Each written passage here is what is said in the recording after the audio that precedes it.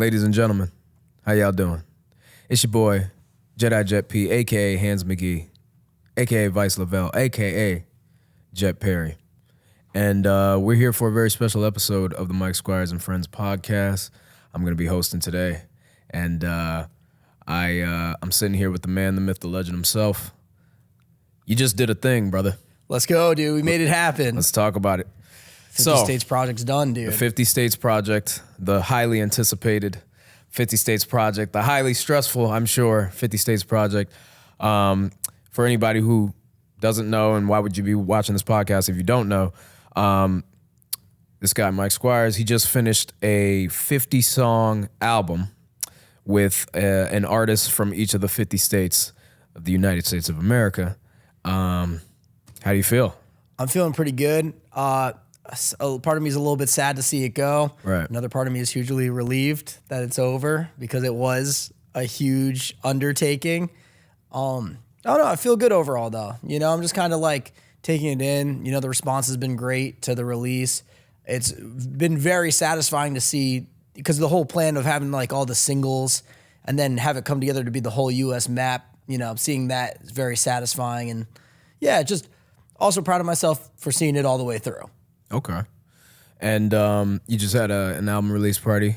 I did, dude. A couple days ago. Did at the Palace Theater in Stanford, for those that don't know. Iconic venue. Shout out to the Palace Theater. Yeah, you know, I honestly, like, it's funny. I didn't reach out to them because I was trying to find a venue for weeks, and I didn't reach out to them because I just didn't think it was possible. Right. You know what I mean? Because, like, when you think of the Palace Theater, for those that don't know, it's, like, very upscale, very, like, nice. Classy, yeah. Not saying I'm not that, but when I think of I just saw it as like a higher tier thing. So, you know, I'm really grateful that they were willing to let me have my album release party there and came together, dude. We only released or announced like a week before and we had a good turnout. It was like a lot of support, dude. I was there. I pulled up late, but there were a lot of people there, a lot of movers and shakers in CT.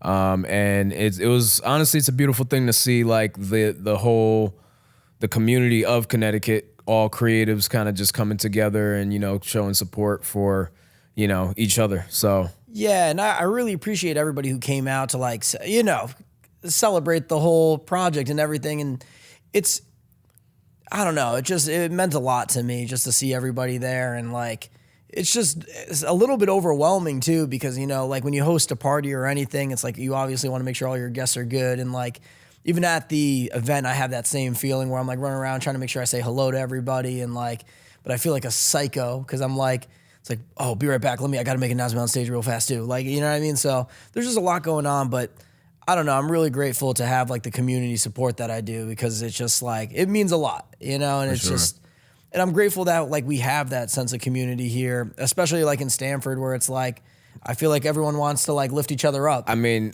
you and me, we both have been active in Connecticut as creatives for a long time to the point where we remember it wasn't like this at one point. It wasn't cool to be an artist. It wasn't, you know, it was hard to like gather support from people like in big numbers, you know what I mean? And so to see it kind of change over the years where it's like there wasn't really no scene at one point and now like, you know, we have one here, I would say.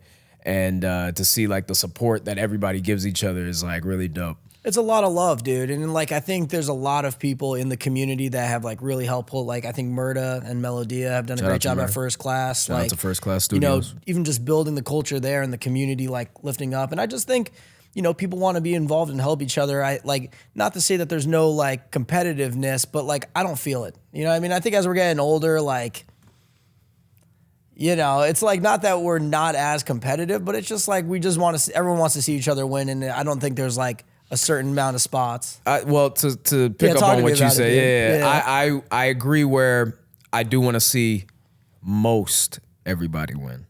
I want to see most everybody win, but I'm definitely competitive with it. I still want to be the best. Like, you know what I mean? Dude. Like, I want everybody to be, you know, in an ideal situation, like the scene of Connecticut's getting like national attention, you know what I mean? Like, you know, everybody's tapping into the different artists and creatives here. I would love to see that. I still want to be the best of all of them. You know what I mean? But I think it's important to strive for greatness too. And I think like as things get bigger. You know, like I can talk for myself personally, you know, like as I've seen like success like out of the state, you know, I've been able to like really bring it back to some of the artists here and provide opportunity for artists locally. So I think it's just people helping people. And it's like, I've always been like, when one of us is winning, all of us are winning. Absolutely. You know what I mean? So it's a good agree. look, you know what I mean? So it's like, I think it's just important to celebrate wins and acknowledge them. Like, you know, when someone else wins that's not you, like don't be like the dude that's like Hating in the corner. dude. Making posts on Facebook and Instagram about it. You don't want to be that guy. Calling people out by name. It sounds oddly specific. I don't know. Yeah, I but know, right? You don't Real want to oddly be specific. you don't want to be that guy. Dude. Thank you for tuning in to the Mike Squires and Friends podcast. You can support by subscribing on YouTube or downloading on your preferred podcast platform. And definitely go do that because it helps us grow and I can have more incredible guests on the podcast. The Mike Squires and Friends podcast is proudly sponsored by DistroKid. Looking to broaden your musical horizons as an artist? Discover DistroKid. With its smooth and rewarding music distribution platform, DistroKid offers unlimited uploads while ensuring artists retain 100% of their royalties and earnings. Join the community of over 1 million artists who trust DistroKid to distribute their music across major platforms like Spotify, Apple Music, YouTube, TikTok, Tidal, and so many others. Having personally used DistroKid since 2018, I can attest to their superiority amongst distribution services. Collaborating with fellow artists has become effortless, especially with the ability to easily send splits of songs, streamlining the creative process. With the DistroKid app, accessing these benefits is now more convenient than ever. Safely sign up or log in with two-factor authentication, upload releases on the fly, monitor earnings, and withdraw funds from your DistroKid bank. Stay updated on royalties through push notifications, effortlessly share hyperfollow links, manage account details seamlessly, and track streaming stats from Spotify and Apple. Additionally, explore Mixia for professional-grade mastering, DistroVid for music video distribution, and Instant Share for secure file sharing with collaborators, producers, and more. The DistroKid app is available on both iOS and Android. Download it today from the App Store or Google Play Store to revolutionize your music career. Visit distrokid.com/VIP/Mike Squires to get 30% off your first year membership. Now sit back, relax, and enjoy this episode of Mike Squires and Friends.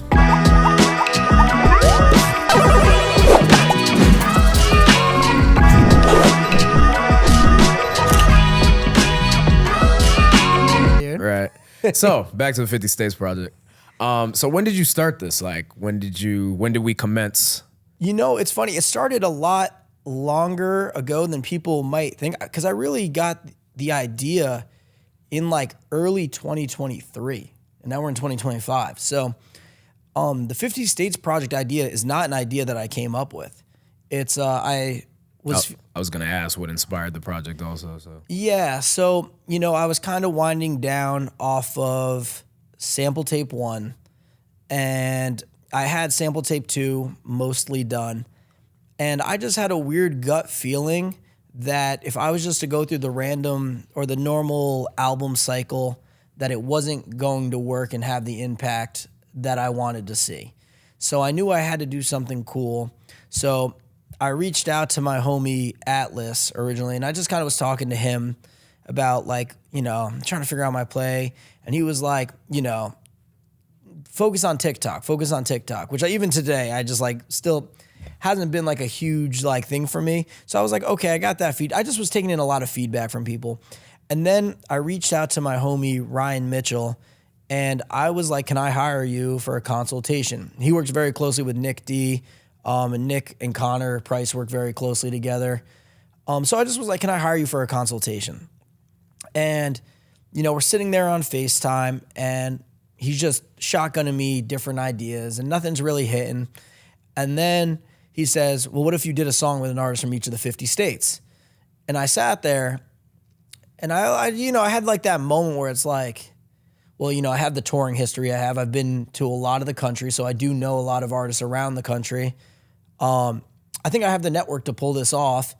So I was like, that's the thing. That's the idea. It's kind of crazy even talking about this moment right now that we're at the end zone. It's like, we really did that thing, dude, you know? But so that's like kind of the story of how the idea came to be.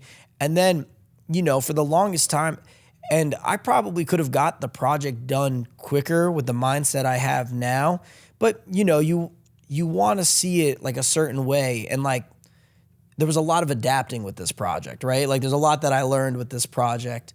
The biggest takeaway that I will say is done is better than perfect. That is like, and that's typically a mindset that I've never lived by. You know what I mean? Because as an artist, we're always achieving for greatness. You know, you want the mix perfect. Like you gotta fine tune it to everything like, but at a certain point, I started to realize things were like a little bit out of my control. You know what I mean? So I know I'm kind of going all over the place, but yeah, no, it's been a journey. So that's a good segue. So I was going to say, like, I've been, around you for a good chunk of this project, right? There's a whiteboard that they can't see off camera, but there's a whiteboard where you got all your states and your artists and like check boxes, right? And, I'd come to the studio over here and you'd be fucking mad scientist, hair all, fucked Studio up. And messy, dude. Yeah, and you're just like stressing like, dude, I'm waiting on XYZ state, da-da-da-da, I gotta produce this, I gotta do that. So like, I know some of the struggles that you might have gone through creating this project, but for the people like listening, watching, what are some struggles that you had during this whole process? Well, let me take them through the journey of like the whole process, right? Right. So, I got a little bit of a head start in 2023, right? I start releasing the first song January of 2024. So in 2023, I'm locking in the song with Webby. Justina Valentine was actually the first song done for the 50 States project. Quickest to turn it around. First cover art and everything. So, I had a little bit of a head start, but not as much as you would like. And, ripping off the Band-Aid starting a project like this when you only have like a couple songs under your belt. Because the idea for me is like I really wanted to do it in real time. You know what I mean? Where it's like I wanted to have a couple ready to go, but like I really wanted to find the artist along and that be part of the journey versus like me finishing the entire album and then just rolling it out, right? So, and it also gave the public an opportunity to suggest artists, you know what I mean? Because I was really listening to people. And that's a side note, but like, I think just listening to people is like a huge thing that like when and I know with creatives, like you want to do your thing, but like sometimes like getting people involved is like a really cool part of project. And I think that's something that makes the 50 States project special because there are a handful of people that suggested artists that ended up being on the project. So it's like they were legitimately a part of the experience. But so getting into some of the struggles. All right. So, my first initial struggle is I was debating on saying this on camera, but I'll say it because it's the truth of the matter is that I paid an engineer a good amount of money for me, what I consider a good amount of money. And they stopped delivering mixes to me. They just like stopped delivering mixes. So keep in mind, a project like this is kind of expensive. And I knew that going into it. So I basically paid for half of the 50 States mixes and I never got them from it. So I got ripped off. That's crazy. Dude, I got ripped off right off the bat. You know what I mean? So like that's my first entry into 50 States is me getting ripped off. So like my hype went from here to here real quick because I was like, oh no. Because now not only do I need to find an engineer that's going to get this done, I need to pay him again. You know what I mean? So like what a terrible thing that I had to experience right away. But I think it's important to share that because I made it through it, right? Yeah, everything that I'm about to say, I made it through because the project's done. So that was one of the first hurdles. So, finding another engineer. Then also keep in mind, I'm like simultaneously finding all these artists, right? And I'm pressing them to get me the song. You know what I mean? Like, and if you're not in music, you may not understand this, but getting a feature verse from anybody, let alone a full song, it's not easy. You know what I mean? It's just a tough task to do. So I'm kind of battling finding a new engineer. I'm trying to get all these songs and produce them all at the same time. And I think we went pretty smooth for the first half of the project. I'm trying to think through. I was able to like bring on another engineer, John Paul, who did like most of the first half of the project. And I started getting fatigued and I felt like a drop in quality. And also, people also don't forget that there's life outside of this whole project too. I was dealing with so I was living up in Shelton, Connecticut, and I know it's gonna sound maybe not like a big deal, but your environment is everything. Dude, I was being harassed by a landlord like crazy, dude. He would show up, and keep in mind, I'm trying to get these songs done. He would like have this tractor and he would like leave it right outside the window, like where I'm like trying to work on music to the point where like I couldn't even hear. It's like, I always paid my rent on time. I was always a good tenant. But like what I'm trying to say is there's a lot of outside factors that affected it too. And like I started getting feeling terrible because I was like in this environment that like wasn't conducive for being creative. I saw how it was affecting my girlfriend, Sarah. I knew how it was affecting me. So like my whole life energy was at an all-time low while I'm supposed to be taking this huge, incredible project on. And if you listen to the songs, they correlate with how I was feeling. Like that's one thing I will, and this is why I chose to release the song, like the track order, because it literally is the journey. Like around that time, I dropped a song with Alaska Red called Cold Summer. And like, even though like he wrote the song, I was like, bro, that's exactly how I was feeling, dude. I was like I don't want to say an all-time low, but I was at a low moment, dude. I still had the weight of this project on me. So I had a little mental hurdle. So do you feel like, well, it sounds like that's basically what you're saying. Like as the songs came out, one way or another, they kind of mirrored your emotional mental state at the time. In my experience, yeah. And it's I do remember you saying, well, we'll jump into the next kind of. So basically, the struggles you're saying are you got ripped off financially, by the engineer. Your landlord was being a terrorist, and waiting for artists to, send back a lot of records and a lot of false promises. And I want to say that with like nobody owes me anything, right? Like because all the artists a part of this project, except for like maybe 2. Did everything off the strength. There was 2 artists that I was like, yo, if I just throw you some money, you're going to get this done right now. Yeah, I mean, and it did help, but like everybody did it off the strength. And you know what I mean? Like, I don't expect any, like, you know what I mean? Nobody owes me anything, so I don't expect it. But like a lot of false promises were terrible, bro, where it's like, I'm going to get this to you today. And it's like, bro, like. And now now the time is gone. Yeah. And now you're delaying things just to try and get this feature in. Yeah, and so did that ever happen where you're waiting, and then you never got anything from a lot of these artists? Or yeah, that happened a ton throughout the project. I'm trying to think of like a particular instant, but yeah, that happened a lot throughout the project where like artists would commit and then they would pull out. One of the worst ones, like worst experiences, I'm not going to put the artist on blast because I do like the artist, but twice actually. There were 2 songs that were completely done.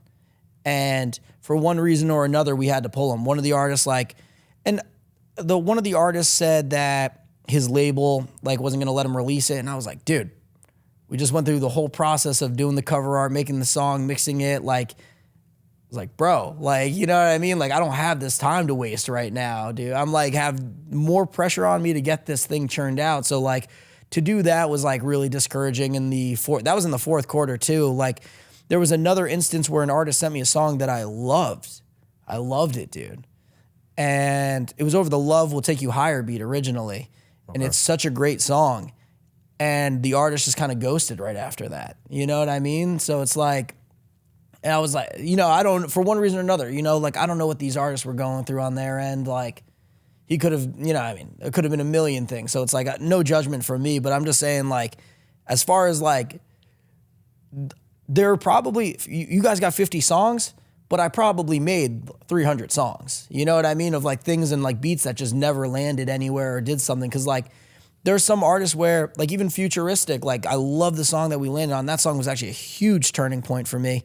But I think I must have sent him like 15 beats, you know what I mean, before we landed on the one. And I'm grateful that we landed on the one that we did, but like, I'm just saying that to put it in perspective where it's like, it's not like I was just like, oh, here you go, and that's it. It was like, oh, not this one, not this one, not this one. And keep in mind, I'm doing it for multiple people at once. And then like, it's like, oh, Futurist didn't like this beat, but maybe this is a good beat for this artist over here. You know what I mean? And then this artist is like, oh, this one's great, let's do it. You know what I mean? So, right.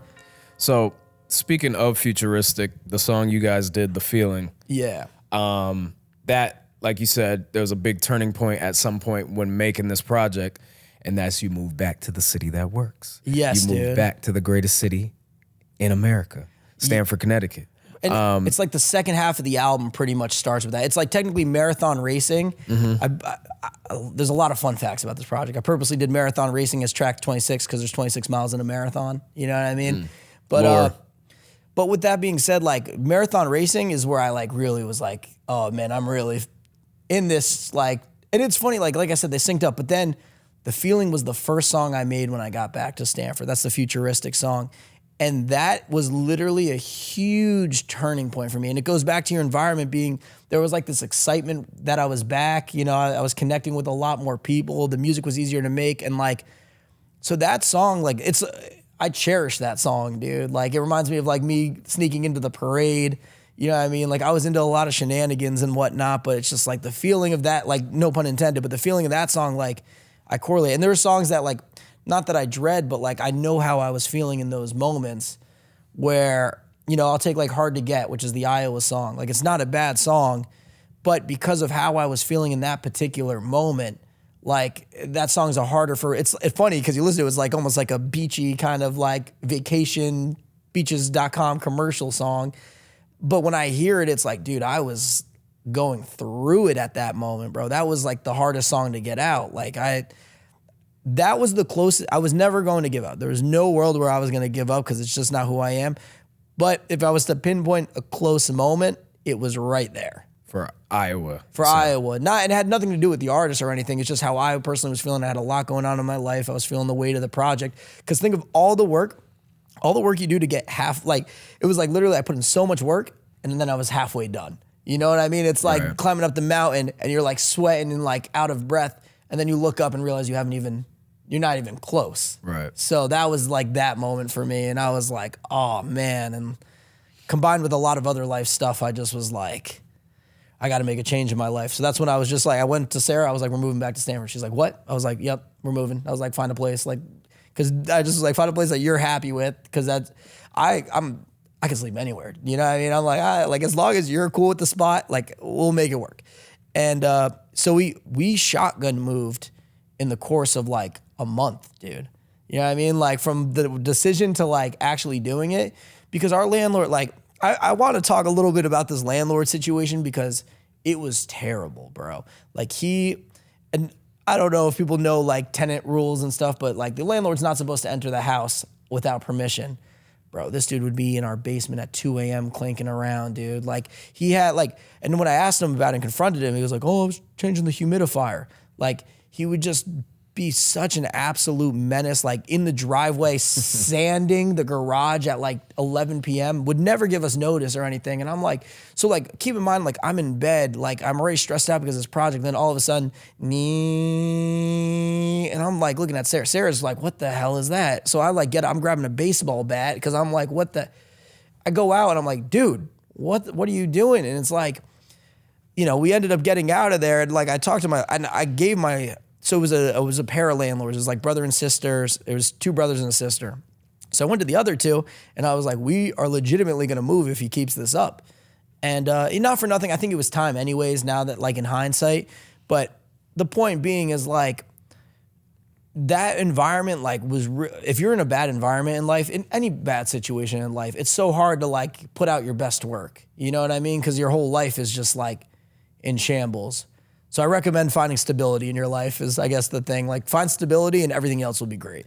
So you moved back to Stanford. Yeah. And you feel like that was a pivotal move for you. Changed my life, dude. That was the single most important decision I may have made in my entire life, actually. Do you feel like you would have made your deadline of July 4th, 2025 if you stayed in Shelton? I think, so in short, probably, but it wouldn't have been what it was. I think. You think better actual content came out of moving to Stanford, like as far as music goes? My vibe, like, because I was feeling better. You know what I mean? Like, I was feeling so terrible in my environment. And like, you know, I think moving back to Stanford made me realize, you know, the sense of community I've always had and built here. The support I had, like, I was able to bounce ideas off of people more and like see people, because it was hard to get people to come up to Shelton, dude. People would stop by, but it would be like once ever so often. Now I see everybody like every other day. Right. You know, so I think like having a good community around you is really important. I think just the energy, like people were excited. They're like, you know, I'd show them something and be like, yo, this one's sick. And I think the music got better because of it. I think the rollout was stronger. And because I felt better, I was able to really lead the charge better for like my entire team. You know, like there's one dude that we need to shout out, the biggest world shout out. He deserves, we got to get him on the podcast somehow. Jose, dude. Jose Duran. Shout out to Jose, man. Literally, if there was one person creatively that held me down through every step of the way and did not jump ship on me, didn't stuck to the script and rocked with me and saw this thing through, it was Jose, dude. He, like, for those who don't know, he did all the single cover arts, eventually becoming the album cover art, did all the branding. And I think the branding is the coolest part of the project, dude. Like, being able to, like, see the puzzle pieces drop one by one and then eventually come together to be the U.S. map. And, you know, it's funny, like, as we started, like, you know, I'd be, like, more, like, hands-on with the, like, ideas and stuff with the cover arts and whatnot. But by the time the project was done, I was like, Jose, literally, whatever you hand me, I'm using. You know what I mean? It came to the point where I just was like, no notes. Like, I was just like, because I already know the stress that he was on to, like, hit this deadline with me. So, like, bro, I can't nitpick. So when you see the project, like, and also I think people do their best work when you don't nitpick them and, like, you know what I mean? So I was just like, Jose, whatever you give me, it's fine. So it became a point of him showing me, like, rough sketches. Like, yo, do you think this would be good for this one? To him just like, yo, here's the final, dude. What's the next one? So I don't know. It's fun. And, like, I don't want to say I've never had that trust in a fellow creative, but, like, it was cool just to be like, yo, whatever you do is it. Like, and I want you to just kind of do your own thing and, you know, give them the freedom. And I think that's a great advice too. Not that anyone asked her, but I think it's great advice for, like, people that you work with. Like, trust your team to do their thing. You know what I mean? Like, if Jose is my dude who's doing all my art and he's the art guy, let him be the art guy. You know what I mean? You can have your input and stuff too. And, like, there are moments for sure. But, you know, if Jose's like, no, this is the one, let it rock, you know, trust your team. I think that's good advice. So let's talk about the suit. Yeah, dude. The elephant in the room. It's become so normal to me that I don't, like, even notice Right. anymore. It's like, oh, what, this suit? But so this suit has become very synonymous with this era of your career. You know, a lot of the time I feel like people could see you from afar. They see the fucking stars, the stars and the stripes on your jacket, and they're like, oh, that's Squires. You know, so a lot has happened in this suit. Back in April, you had a Connect 4 tournament that we all had in the mall. Feels like forever ago. Yeah, we raised some money for Future 5. We did. Had a lot of Connecticut influencers participate. Chris Webby, Jimmy Official, obviously. Shout out to Doss, the winner of the tournament, along with many others. And then a few months later, this random shenanigan of I guess you could say it was a community service act kind of. You made a video, went super crazy viral. There's a Macy's downtown Stanford, for anybody who doesn't know, that's been dirty for like a decade. You made a video, probably not thinking much of it, saying, hey, we should get this cleaned. Here we are, 10 million views later? It's a lot of views, dude. It's crazy. Like, at that moment, everything that I was just posting was just like, bro, I was posting, like, memes, dude, and, like, boom, 100,000 views. Like, you know what I mean? It was what an insane moment. But the Macy story is actually a little bit more crazy than people know. And I can't say everything. You know personally because you're my friend. Right. But I can't say everything, but I'll say what I can. So I had this moment where I had an opportunity. I wasn't invited to this opportunity, but a friend gave me a call. And they were like, because I got to tell this because I think it is important to the full story. So at 9 p.m. one night, I get this call about this opportunity. And he's like, we're shooting this opportunity 10 a.m. in North Carolina. And keep in mind, I'm in Stanford. So now I'm pacing around my living room and, I'm looking at Sarah and I'm like, Sarah, I have this incredible opportunity. They didn't invite me. I had to, like, fly down there. It's on my dollar and I might not even get to be a part of it. I'm just going to take this chance right here. And what Sarah says to me, she's like, well, listen, if you stay here, you're definitely not in it. And you're going to be thinking about if you could have been in it your whole life. I was like, so she's like, spend the money. And it wasn't a little amount of money. To get a flight last second was like, this is bread. And so she's like, you know what? Just send it. And whatever happens, happens. Like, at least you'll know. And you tried. So I booked the flight. 9 p.m. I go by midnight, I'm on my way to the airport. I'm wearing the American flag suit the entire time through the airport because I don't know how much time I'm going to have when I get there because I think I pretty much land at like 9:30 and we shoot at 10. So I'm like, so I go down there, I'm going through the airport, I'm in the American flag suit the entire time. Everyone's looking, I've just accepted looking crazy through this project, dude. Like, that's why I started the song with crazy because I felt crazy doing this whole thing, dude.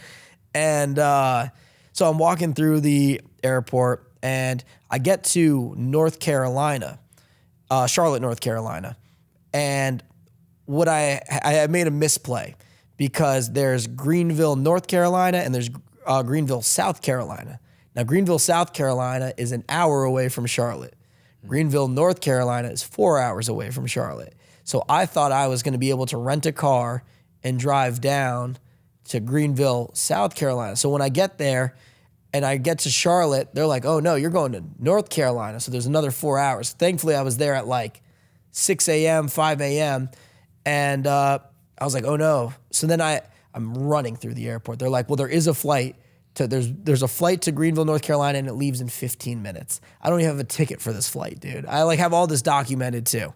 So I go to the desk and I was like, you guys, they're like, we'll try to buy it online. I was like, it's not letting me buy it because I was already trying because it's too close to the flight. They're not letting me buy it. So like, you know, and they were being so helpful, but like in those moments, no one's ever moving as fast as you like need them to, you know what I mean? But they're being super helpful, but they're just like, all right, let's see. And that was Greenville, North Carolina. Like, you know what I mean? Like, right.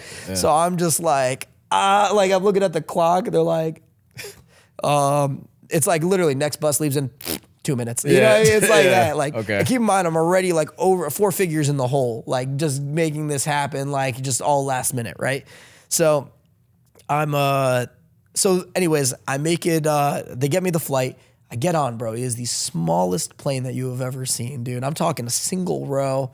It's like, it would be the energy of a private jet, but without like the luxury part. You know what I mean? It's like, I don't know how to explain it other than that. And like, I'm not trying to be disrespectful because they got me to my destination, but it was like a very small plane. So I'm like sitting there, like literally the world's smallest plane. Like I look left, I'm looking out the window. I look right, I'm also looking out the window. You know what I mean? That's wild. Yeah, you know what I mean? Just a point. So I get to the location and, you know, I get down there. I'm a little nervous because that's like, keep in mind, I'm not invited to this thing. And so I get down there and I eventually get in front of the producer and I'm just kind of like, you know what I mean? Like, what are we doing? You know what I mean? It's like, and, you know, there was my friend who was down there gave him a heads up that I was coming to. And he, based on that conversation, it seemed like they were going to let me in, but he was like, I just didn't know what to expect. You know what I mean? Because I wasn't invited to this party. But then I get in front of him and I'm just like, and he's just like, all right, get in. So I get into this incredible opportunity. Now I can't say what this, I signed an NDA, so I can't say what this incredible opportunity is. That sucks. You know what I mean? My bad, guys. Get us all the way there. And it's like, all the way there, I can't tell you the whole story. But let me tell you this. So when I get there, it is one of the most insane things that I ever saw. I just left feeling so incredibly inspired so that when I flew home, I literally walked to the gym. I walked home from the gym, and that's when I filmed the Macy's video. So I always forget that. So that came after the trip to North Carolina. Literally same 24 hours, dude. I couldn't and so I'm just feeling good, and I just like, really inspired by the energy I was around, dude. And this kind of goes back to what I was saying, like, you know, with the landlord, like the energy was terrible and it was like not conducive. This was like I literally got to experience the polar opposites. Like this was the most insane thing I've ever seen in my life. The operation that they have going down in Greenville, North Carolina it's just mind blowing. I walked to there was a dude there who was like in a gym and he was like working out to lose like 100 pounds and over a course of a year. I walked in, there was elephants in the distance, dude. Like, and this is all like different productions happening right next to each other. It's the most insane thing I've ever seen. So I'm alluding to it as much as I can. Like, you know what I mean? Are you good to do this? Are you? Are we walking the tightrope right now? We are walking the tightrope. You say what you want to say. Are we getting a cease and desist in the mail in like 2 days? You say what, you know what? We gotta, coming soon. Yeah, I ain't coming soon. Yeah, I thought it was. We'll come back. We'll do another one because I'll tell yeah. It's in the neck all nervous You now. ever seen those Rock Nation memes where it's like they're like the Illuminati? It's like I'll show you. Yeah, I'll see him after, dude. Yeah. But for the Macy's thing, so I shoot the video. It starts getting traction pretty much immediately. So you're seeing it go 500,000 views 50,000. Oh, 500,000 views overnight. Okay, pretty quickly. That's how that happened. Yeah, 500,000 views overnight. Okay, and for the main video, right? And I'm getting tagged in this, and now at this point, I'm like reaching out with the mall and everything. And I kind of did a whole podcast talking about the whole Macy's thing because I want to pull it back to 50 states. But it is very important to talk about in this because, bro, I just was riding like. This energy from the Macy's and the other experience is like what sent me, like what made it possible for me to like speed run the end of like 50 states and like really just like lock in and just hyper focus because I was feeling so inspired from the Greenville, North Carolina experience. I was feeling so from Redacted. Yeah. The Macy's thing, like the energy that was created in the community around that, like. And the songs I was really, dude, I just started having a lot of fun with it, dude. I think. So what I was gonna ask is like all the stuff, all the extracurricular stuff with the suit, with the Connect Four tournament, with the Macy's whole sheboing.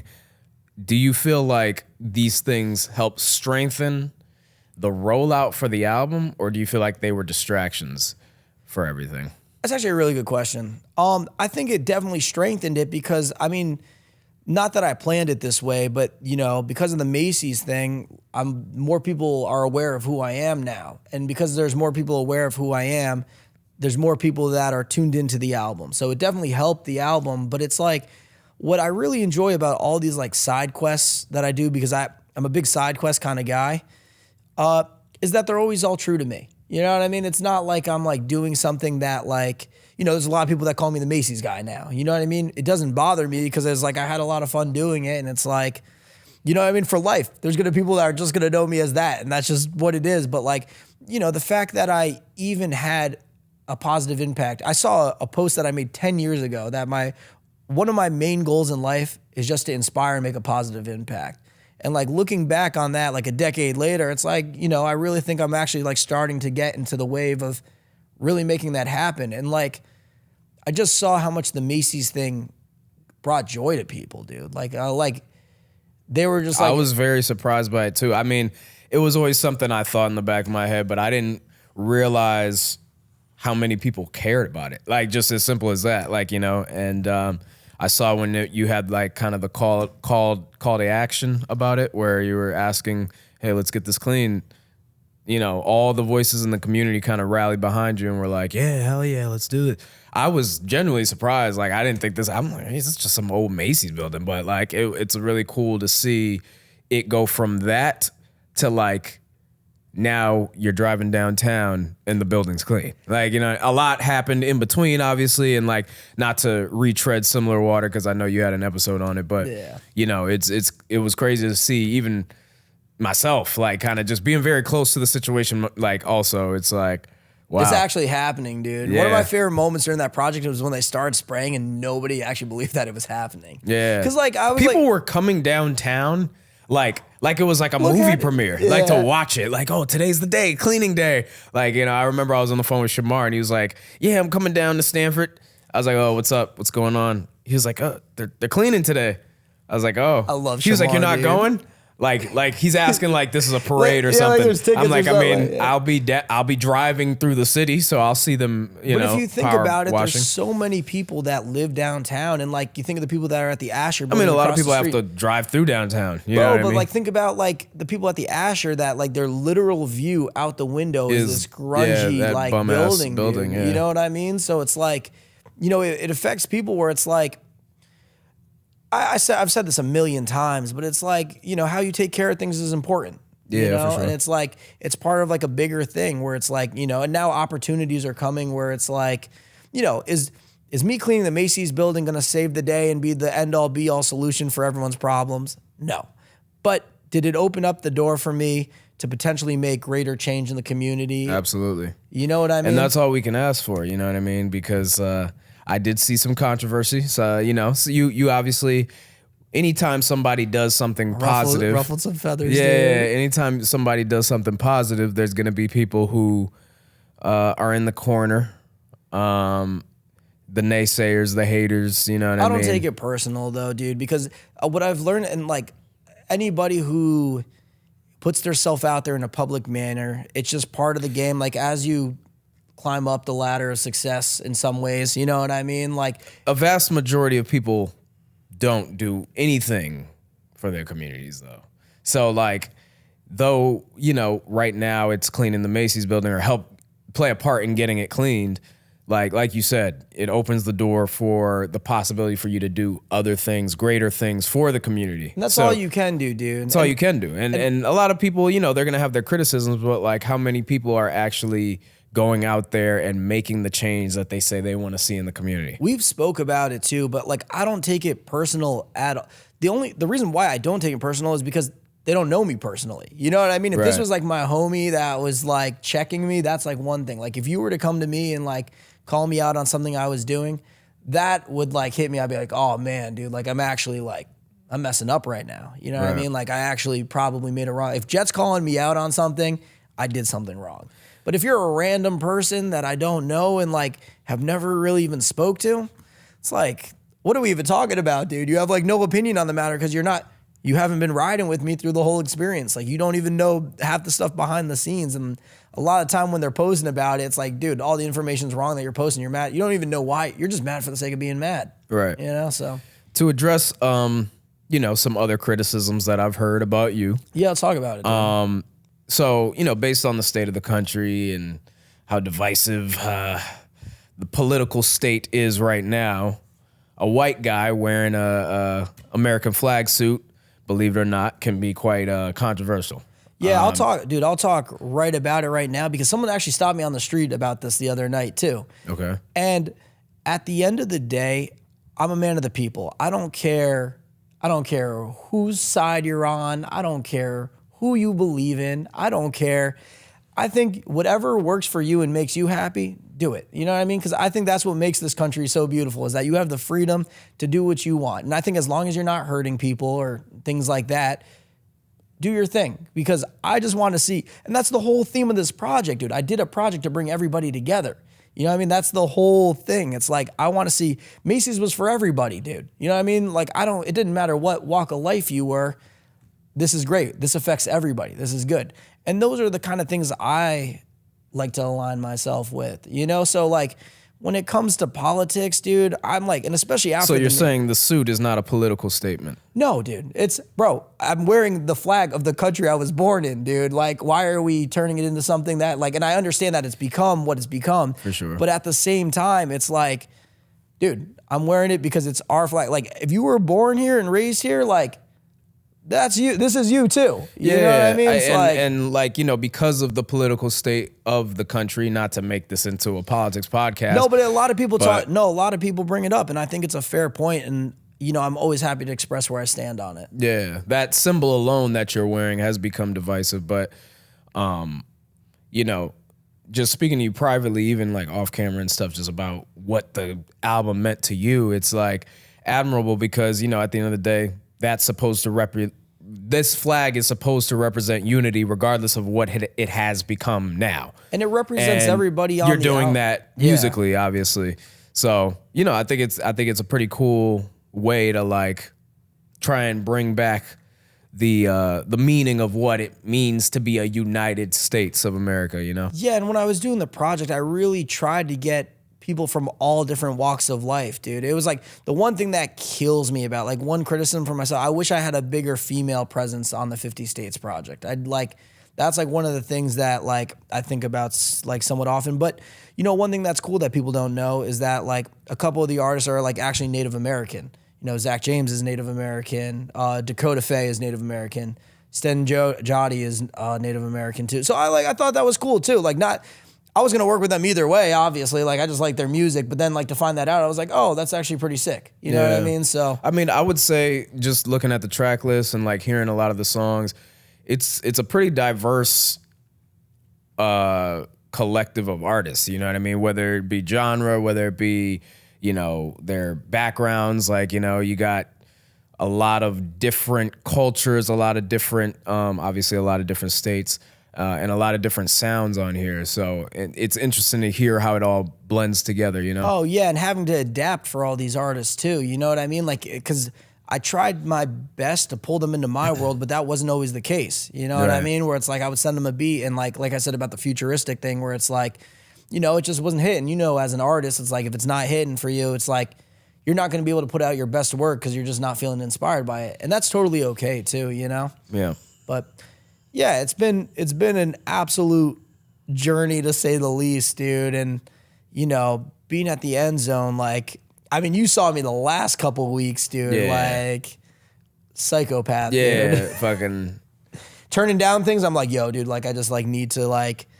Even the one we did a shoot, and I'm like, it's very like I have sometimes trouble saying no to people, but it's like in the shoot, I was just like, I mean, I was stressing that day, dude. Oh yeah. It's hard because like especially when you're completely committed emotionally, mentally to like a project, it's hard to like pull yourself out of that. Oh, it could be fun, dude. What if we went down the track list real quick? You just read me the song, and I'll give you my knee jerk thought of like just something about that song or like. All right, so I'm gonna run through a couple of through the track list here. Wait, what?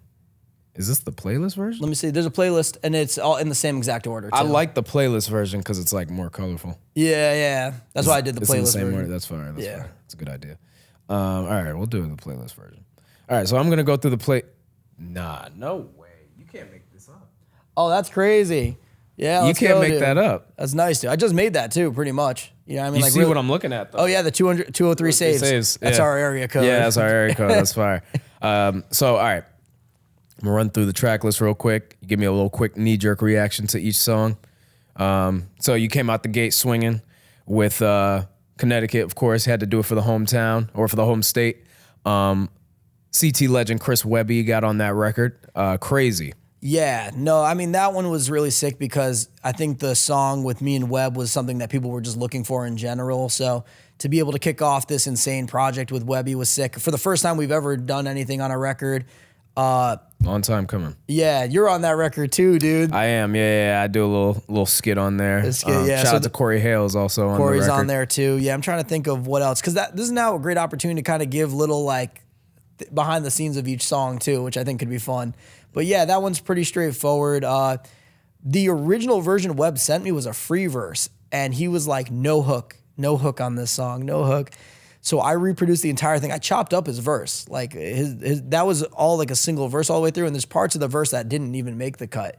But I ended up chopping it, adding a hook, adding the skit with you, and reproducing. There was no horns on the song when Webby recorded to it. Like, so I just find that as a little fun thing where it's like that song, the song was actually originally called The Journey too. And then I did a version of the hook, and then I was like, yo, Cory, can you just like sauce this up for me? And yeah, so that's actually, I don't know, a little fun fact about that song. Do you want to like just highlight certain like important songs, or do you want to go through every Let's run through them really fast. Okay. I won't talk as much on every single one too. So we got Young Nights, and Abstract. Yeah, I mean, I've frequent collab. What state is that, by That's the way? Wyoming. Just, yeah, okay, we'll run through them too. So Wyoming, Abstract and I have worked on a ton of records. You know, I don't think there was literally a better option. When I think of Wyoming, I think of him because we went out there and shot a music video. So I've actually got to experience where he grew up with him. So I think that's a fun thing. We got Look at Me Now with you and Mark Battles, not to be confused with Chris Brown's Look at Me Now. What state is this? This is Indiana. Yeah, Okay. Let's make sure I get all these states right, dude. Yeah, real test. So that's Indiana. I met Mark Battles, and that's, I think, maybe saying quickly how the songs came together too. I met Mark Battles on a tour bus with Webby and Futuristic in Indiana. I think he was about to leave for tour, and they had a show. And I also met DJ Paul the same night. Okay. Yeah. So that's how I met Mark, and then when I followed up, he was down to be a part of the project. Dope. We got Danger. Justina Valentine. Yeah, Justina, Jersey. quickest person to turn around the record. And you said this was the first song done for 50 States? First song done for 50 States was Danger with Justina. She turned it around quicker. I got to shout out Chris Fury, who was the one who really like facilitated, put that together. But Justina's a professional, dude. She's a professional through and through. I don't know if I should expose myself on samples, but I sampled Dexter's Laboratory. That laugh is Mandark's laugh in there. Like, ha, ha, ha, ha, ha, ha. The artwork has the heavy Dexter inspiration. Yeah, we alluded to it. We alluded to it a little bit. You know what I mean? It's funny because it's the first one and it's the only one that like looks like it, dude. That, yeah. It's like when you have like a pilot episode of a TV show and then the animation changes on like episode 2 or 3. Right, you know what I right. mean? But yeah. We got Good Enough with you and Empty Atlas. Yeah, Empty Atlas from Mississippi, dude. It was great working with them. They were one of the people that submitted to. I had like an This online is a group. Yeah. I mainly worked with the vocalist Micah, but no, they submitted to I had like a place where you could submit to be a part of the project, and that was actually a turning. I know it's really early on, but that was kind of a moment where I realized like, oh, this project is going to be what it's going to be, because this was after I got ripped off by the engineer. And yeah, at this point, I just like had to find a new engineer and like really dial in this project. It was at this moment that I knew the project was going to be different than what I thought it was going to be. And what state is this? This is Mississippi. Only 5 in too. Okay, so we got Miss Me with Then my New Mexico guys, Yeah, Dylan yeah, Montaigne and Alex Cloud. there we go. Okay. Yeah. So no, it was good. Obviously I got love for New Mexico. I've actually, one of my best shows I ever did was I have the flyer over there. Something theater. But Doss actually came out for that show.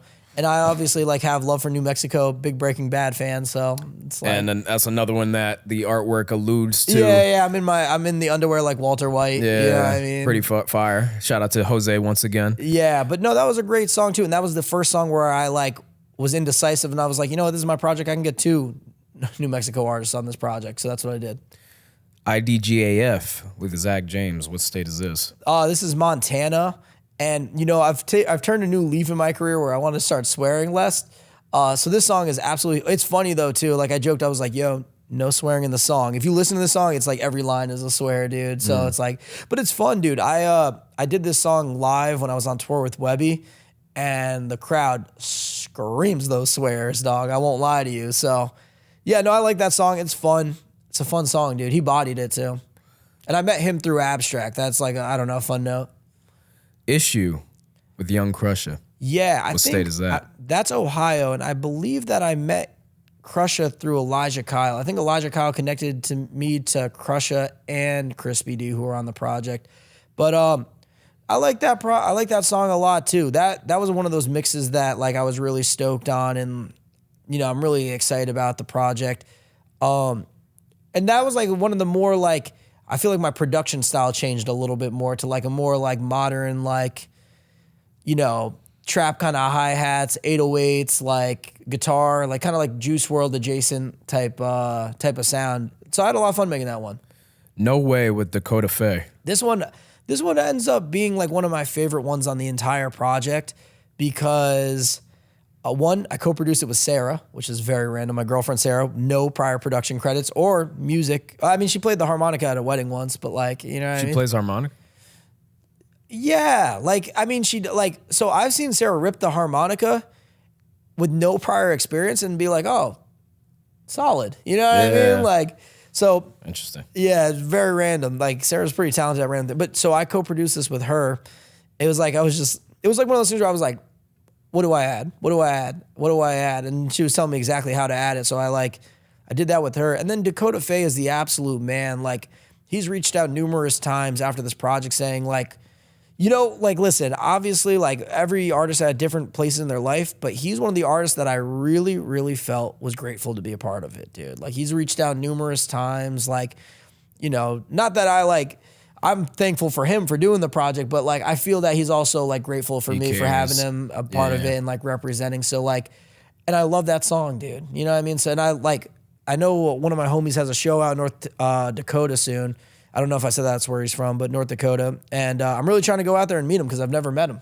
But he's the absolute man, dude. Michigan girl, John Connor. John I think Connor. We know what state that is, but yeah. So talk to me. obviously Michigan. We're just talking about double XL freshman. You know, John Connor was bro. So John Connor, me and working is actually a full circle experience because back in the day, we don't say his name anymore, but John Connor did a Kanye West like a project where he used all Kanye's beats and rapped on them. We'll censor those words you're saying. That's funny, dude. And I remade a couple Kanye beats, and John Connor actually used one of mine for that project back in the day, and that was in 2013. So flash forward, 11 years later, he's on my album. You know what I mean? So that's kind of a full circle moment that people might not know. Turns out, you and Spose, what state is that? Dude. This is actually a hilarious story, dude. It's Maine. And, bro, this song leaked. This song accidentally leaked, bro, because what had happened is when I uploaded it, because I uploaded it at the end of 2023, because I had a good run of songs. And instead of me putting like whatever day it was, like March or February 2024, I put March 2023. So I'm out at Christmas, like with my family, and I'm on my Spotify, and I'm like before the project even starts rolling out, I'm like, oh no, dude. So this song like was on my Spotify for like even before I started rolling out the project, dude. Oh, wow. Yeah, and I was. Did you keep it up or you? No, I took it down and I re-released it, and we actually ended up mixing the song differently and changing some of the arrangement from that moment to the other. But with that being said, I just thought that's like a funny thing. And then Spose is the man. Like he's the mayor of Maine, dude. Like I was talking with him recently, like a lot of what he's built for himself in Maine is kind of like what I want to do down here in Stanford, where he's like a big community figure, like, and he just like, he's respected in the community, does a lot of good, you know what I mean? So I was like, even like the Macy's thing, like, that was an attempt of like, trying to do good in my community and like following something that he's created for himself in Maine. What's Another Bad Day?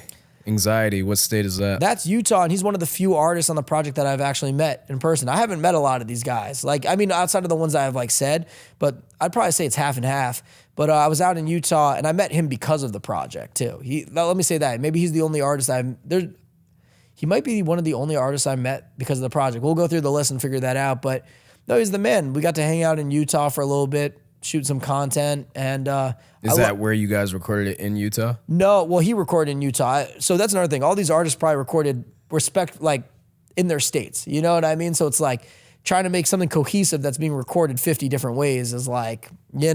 It's a tough task. But with that being said, no, we got to hang out and it was a good time. And Salt Lake City is always a good time, dude. Sideways, you and Sammy Adams, is that Mass? Yeah, that's Massachusetts. Sammy Adams and I have a crazy story. So when I was in Iceland, I went in Iceland in 2023 in the middle of like this project, and I was already talking with Sammy. His wife's cousin was at like this same like campsite as me, and we didn't know till later on because like I need to borrow like detergent from a random person, and I borrowed detergent from these guys, and later on we followed each other in exchange, and he was like, oh, you follow Sammy Adams, and I was like, oh yeah, like I've done music with him. And then this is messaging me later. He's like, dude, my cousin's literally married to him. And I was like, what the hell? So like very small world. Like just what a small world. You know what I mean? I'm like at the most remote campsite in Iceland and I'm having a connection with the music. And then also that's the first record on 50 States with my vocals on it. That's the first time I started implementing my vocals on the project. Don't Panic. You and Woody Pond? I was fully panicked in this moment, dude. What state is this? This is West Virginia. The song was originally called Titanic, but I felt like it was really insensitive around the time of like the submarine exploding. Like it was right. Okay, I don't mean to laugh. No, I'm sorry. No, it's not funny, dude. Yeah, it's two different things, but yeah. So I thought it was like a little like stop, dude. Oh, dude. He is socially conscious. Yeah, dude. But anyways, I thought it was mad insensitive, and we had the song beforehand too. Right. It just was like were there references to the it's submarine? Like, yeah. Oh, it was reference to the Titanic. Like okay. It was like singing like the Titanic. It just felt like not good timing. Okay. I gotta go back and revisit that one. Yeah, that one like I changed the song. It was originally called Titanic. I changed it last second to Don't Panic for that reason too. Okay. Because I'm not the type of person I'll be like, oh, like this Titanic stuff's going on. Like let me just do it for click. Like you know what I mean. I want to be respectful to the people. You know what I mean. So time is right. You and Jarv, what state is this? I love this one. This is Vermont. I think I connected with Jarv through Spose. And it's a soul sample, bro. You know, I love doing soul sample joints, dude. That's like, I think bro. And when I got this one also has one of the funniest endings of a 50 state song, dude. It's just like, because the songs are so short. A lot of these songs are like a minute and 30 seconds. So like the beat just cuts out. And he's like, oh, guess we're done. Yeah, I mean, it's just like mad funny, dude. So Open season, you and Crispy D. What state is this? that's New Hampshire, dude. And it's funny. I actually, the guitar it's a splice loop, the guitar on this. And I had this for a song for Kentucky. And the song with Kentucky was already made with the same splice loop. But Chris had he had the song over the guitar, the same one that I had, and he was like, yo, we should use it. And I liked what he did, so I just was like, you know what, let me just reproduce Kentucky. And I ended up applying a lot of the production that I did for the Kentucky joint to the New Hampshire joint. So I don't know, just some like random fact.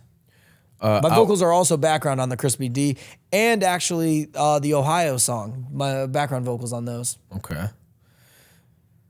Outrageous. You and Rocco 808. Hawaii, dude. Yeah, Hawaii was actually a little bit tricky, dude, finding an artist out there. Like there's actually I mean, we're, it's non-continental US, so like, was the process of finding states like Alaska and Hawaii, that was difficult, I imagine. It wasn't that hard, but it was hard in the sense where there's a good music community, but I reached out to a lot of people and they turned me down. Like, I think Hawaii, there's a couple states where I got turned down so many times, dude.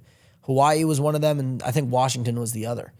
But yeah, I probably by the time I found Rocco, and I'm glad I did because he's super fire, I probably had reached out to like 20 artists from the area. Like, you know what I mean? So what do you think it was that they were turning down? Just not I feeling remember the the music, most random experience too, and maybe you could shine light on this, dude.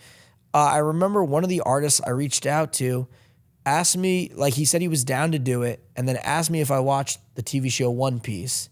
And I was like, I haven't seen it yet, but I heard it's good, and then ghosted me.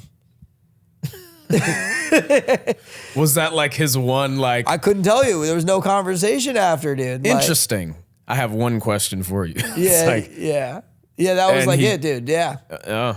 So okay. There was a couple weird experiences like that, dude, where like, so, I mean, that's why, but I love the song we made. Outrageous, dude. Feels good.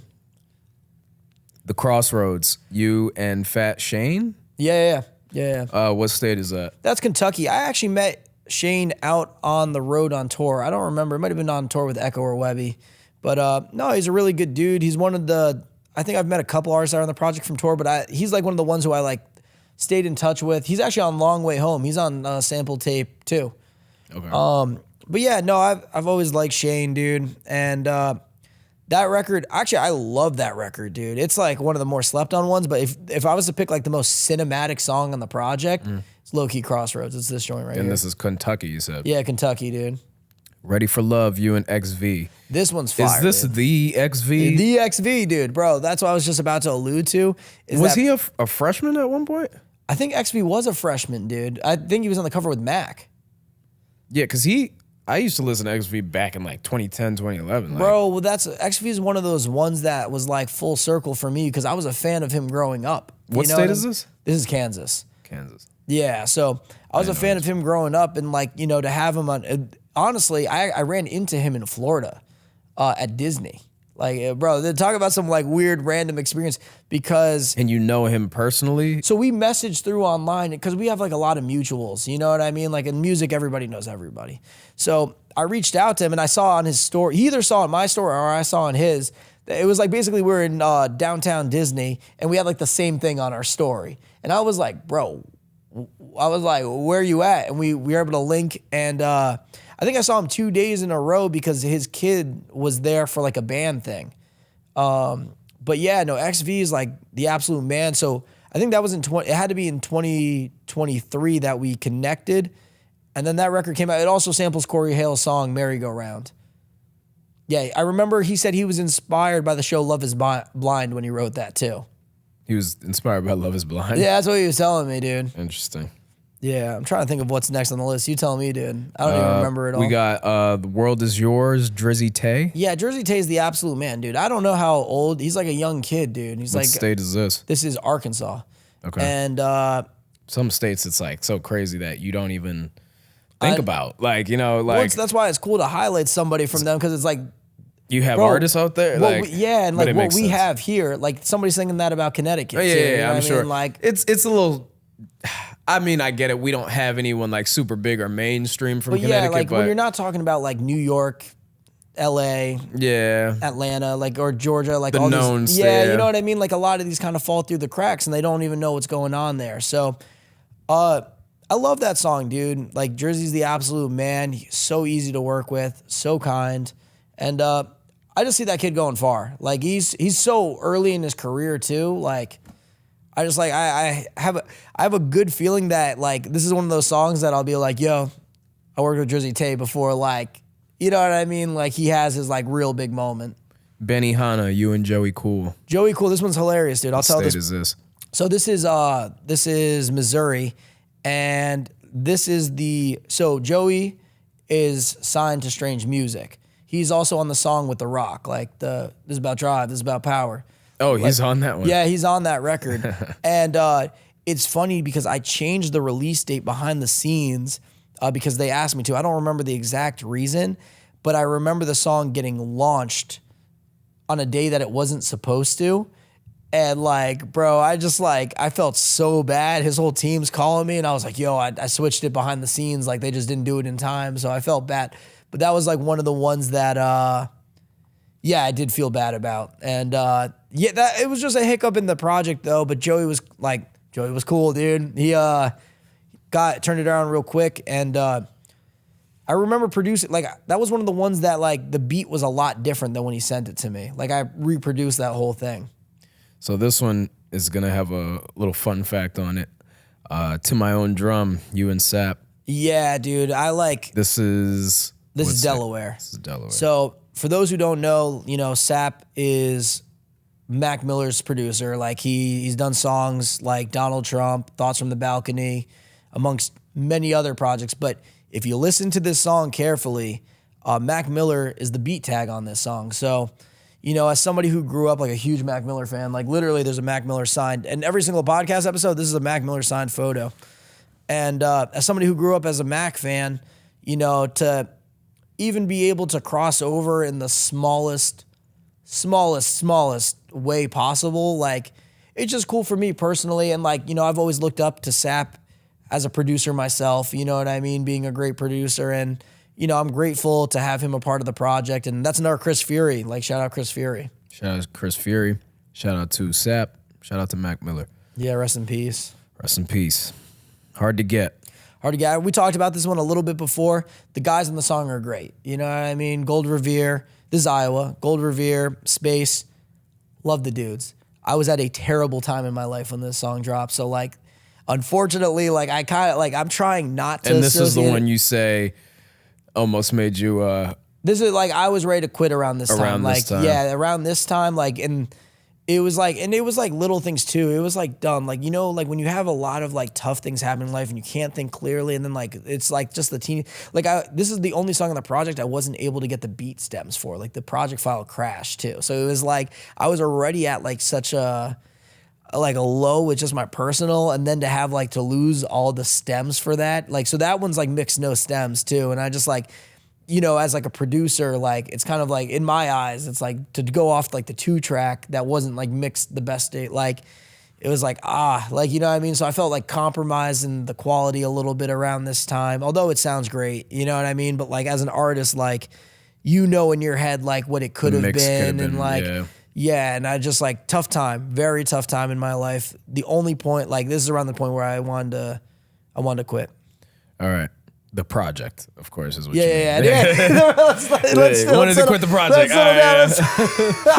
This fucking landlord. All right. So heavyweights, Vic Sage. What state is this? Oh man, this is a Nebraska, dude. Okay. I like this joint. I didn't realize that was Nebraska. It doesn't sound. This is the WWE sounding one, right? Yeah. I'm the front runner, head of class. Yeah. Very like triumphant This is when I trophies went type in of front feel. of like the WWE building too, and was Yeah. like promoting, dude. I never went like double down on that, but that would have been funny too. But like, no, I like that song a lot, and like that to me was like at this point, like my momentum with everything slowed down because I was like trying to figure out my life and whatnot, and you know, at this point also the way I was rolling out the 50 States project, not that it wasn't working, but it wasn't having the impact that I had expected. You know what I mean? Not that I had like crazy expectations, but like, you know, I sat down a lot with Ryan Mitchell about like formulating what we thought like would be a great video to bring this thing to the next level. And I don't think it ever like really hit in the way that we thought it did. It hit in certain ways, but like it just looked a lot different than what we thought the thing was. Yeah. You know what I mean? So around this time, I'm like not getting discouraged, but aware that I need to make a change in how I'm rolling this out and like bringing it back to like, instead of always just pushing and getting the songs out, like really taking a step back and making sure that the quality is there. Cause at the end of the day, when this project lives forever, it's going to be, is the music good or not? You know what I mean? So that's like where things started to change. Cold Summer, you and Alaska Red. Yeah, Cold Summer's a funny one, dude. I listened to that song like recently, and that first verse, like if you listen to it, it's like, it's pretty spot on to how I was feeling around that time. It was like, lost a lot of friends, lost a lot of money, shed so many tears. Bro, it was hard, bro. This project around this time was like so rough on my mental. And then, you know, talking about this, like having a good support system is important. You know, I have my girlfriend, Sarah, and like she was my rock during this because around this time, I'm getting a little emotional, but dude, I was like at a bad spot, dude. I like was really having trouble getting through this, and like the weight of the project was on me. I was feeling the pressure of everybody like, yo, when's the next one? You know what I mean? It's like, oh, he slowed down. He's not going to do it. Like, you know what I mean? Like around this time, like the song's called Cold Summer, and that's exactly what it was, dude. It was really tough. Like this, and you know, the releases slowed down drastically because I needed to take a step back and like really make this. I was like, I knew to myself, but sometimes like just the noise of everybody talking, like, and when you have a project like this, everyone's telling you how you should do it. Like, you know what I mean? And it's like, but you're not in my shoes in this particular instance. And I know that I do all of this to myself. Like, I know that like all these struggles and everything, it's like, it's because I decided to take on this project, but that doesn't make it any easier, dude. Marathon racing, Wax and Bumpin' Uglies. What state is this? And that's where, so this is Maryland. And there was an original song for Maryland. That was the other one I was telling you. Like The Love Will Take You Higher was originally this song. But that song is exactly where I like picked myself back up. You know what I mean? I was like, we're in this for the long haul. Ironically called Marathon. That's what I'm saying. That's why I dropped this album in order, because it really felt like Cold Summer. I was at a terrible moment. It was not a bad summer. I still was like doing good, but with the weight of the project, it was tough, dude, in my living situation. But then Marathon Racing is like, okay, pick yourself back up, get yourself to the end zone. Like you're in this to finish this. So shout out Wax. You know what I mean? I'm actually doing a couple shows with him in August. So I haven't, first time hearing that. And he was able to lock in Bumpin' Uglies, who's also on the song. And is that a band? Yeah, so they are. Like they're, I don't know how to describe them. They're like, ska isn't the right word, I don't think, but they're like, there's like this like kind of like reggae kind of scene, but they're really, really dope. Like, you know, Dirty Heads? Yeah. They're kind of in like the same world as that, but no, really dope. And I like became a fan of them through this project. And it's cool that a lot of these artists I became a fan with because I started working with them. You know what I mean? The Feeling, Futuristic. This is where everything Arizona? changed. Yeah. This is where everything changed for me, dude. Because this studio didn't exist yet. Like I was just, from the point before this, I was producing everything out of my house. And I was in the back of the Holiday Wish, which is like a Christmas thing here. I was just like in the back on my laptop, no headphones, no nothing, just chopping up the sample, which ended up becoming that song. And that was like, I was just feeling so happy. I guess at that time, the Christmas was kind of gearing up because I moved in like September, October. So, you know, they get ready for Christmas around that time for the event. And I was just in the back of there cooking up this beat, and I just remember feeling so relieved. I was like so happy to be in the back of this like little closet producing a beat, just knowing that like, because I was sleeping better, because I like knew I wasn't gonna get harassed. Like, bro, when you get harassed by somebody and it's like a constant, you don't realize like how bad it is until like you're not dealing with it anymore. Like I was able to sleep through the night without like a flashlight feeling like it was going into my window. You know what I mean? Or like knowing that I'm in an apartment, but when you hear other people in the apartment, it's expected. Before I was in a house, like when you hear somebody and you're in the woods in a house, it's like, bro, this is terrifying. You know what I mean? So I feel, when I listen to that song, I literally feel joy. Like that is like what I feel. And I just like, and I associate it with sneaking into the parade, dude. So I don't know. I need to give a huge shout out to Futuristic, dog. Like there are a lot of people during this project that behind the scenes that said they were going to help or make something happen. Futuristic probably was one of the people that came through helping with some like, really helped me fill some of the gaps, dude. And like would actually talk to me and like recommend artists and, you know, connect me and really help bring things to the end zone. So like, thank you, Futuristic. Like, Shout you know what out I mean? Futuristic. A lot of people might not know that, but I just want to give him his flowers too. Cause I was like a lot of people made a lot of false promises to me that like, again, nobody owes me anything, but for the people that did follow through, like I'm not going to forget that. Cooler than me, Moonlander. What state is this? This is North Carolina, dude. And, you know, Moonlander's funny, dude. I got to link with him in the city. And this is where things started to turn. I associate this with Halloween because that's kind of around the time where I dropped it. I remember being in my American flag suit and the hat, like at Brick House, like with Tommy DJing it, and just like it was like a fun record, dude. And people like we flipped Mike Posner, and for people that don't know this random fun fact, when I was like 15, Mike Posner told me to never give up on my dreams, no matter what. And like, you know, now I'm doing all this, so it's like it's honestly a dream of me to work with Mike Posner, but like, you know, It'll come. Yeah, those cards. We'll say it right here. We're not there yet, but you know, I predict next year. I think next year you'll get the Mike Posner feature, or I'll just reach out, dude. I'll just keep reaching out. I've reached out before, but like, yeah, no, I mean, bro, I want to be what he was for me in that moment, dude, because, you know, he basically just like as a young 15-year-old impressionable kid, like letting me know that it's possible and like, you know, just stay the course. Like, I'm not saying it was like, you know, the thing that made me do it, but like hearing that from like somebody you look up to means a lot. And I'm sure there's kids now that are probably 15, 16 trying to figure out what they want to do with their life and potentially look up to me as somebody that like, oh, Mike's just having fun with it. Maybe this is something I could try too. You know what I mean? So like I want to be that support system for those kids. Float, Echo and Dizzy Wright. This song was done for a long time, dude. And I've like had the privilege to tour with both Echo and Dizzy. And where is this? This is Nevada. Okay. This is Nevada. And what's funny about this record was uploaded for a very, very long time. Cause like this is a great example of artists that have like pretty like intense release schedules. Echo has a really intense release schedule because he's constantly dropping, and it's like, you know, you got to put me in where I puzzle in because it's like I can't interrupt somebody's album. Like, you know what I mean? It's the same reason why I didn't drop any singles outside of the 50 states during this project. You know what I mean? But me getting Dizzy Wright to like clear it, dude. I think like we got up to like I had it upload for months, and then like Dizzy cleared it. Like I'm like stressing over here, like pulling my hair. And then like I think Dizzy cleared it at like the last second. And I was like, thank God, dude. That's 29, dude. So we're on 30 now. Locomotive? Yep. Yeah. NK47. What state is this? NK is Oregon. I connected with, I don't actually know how I connected through NK, dude. NK, you're gonna have to remind me. Like it could have been Elijah.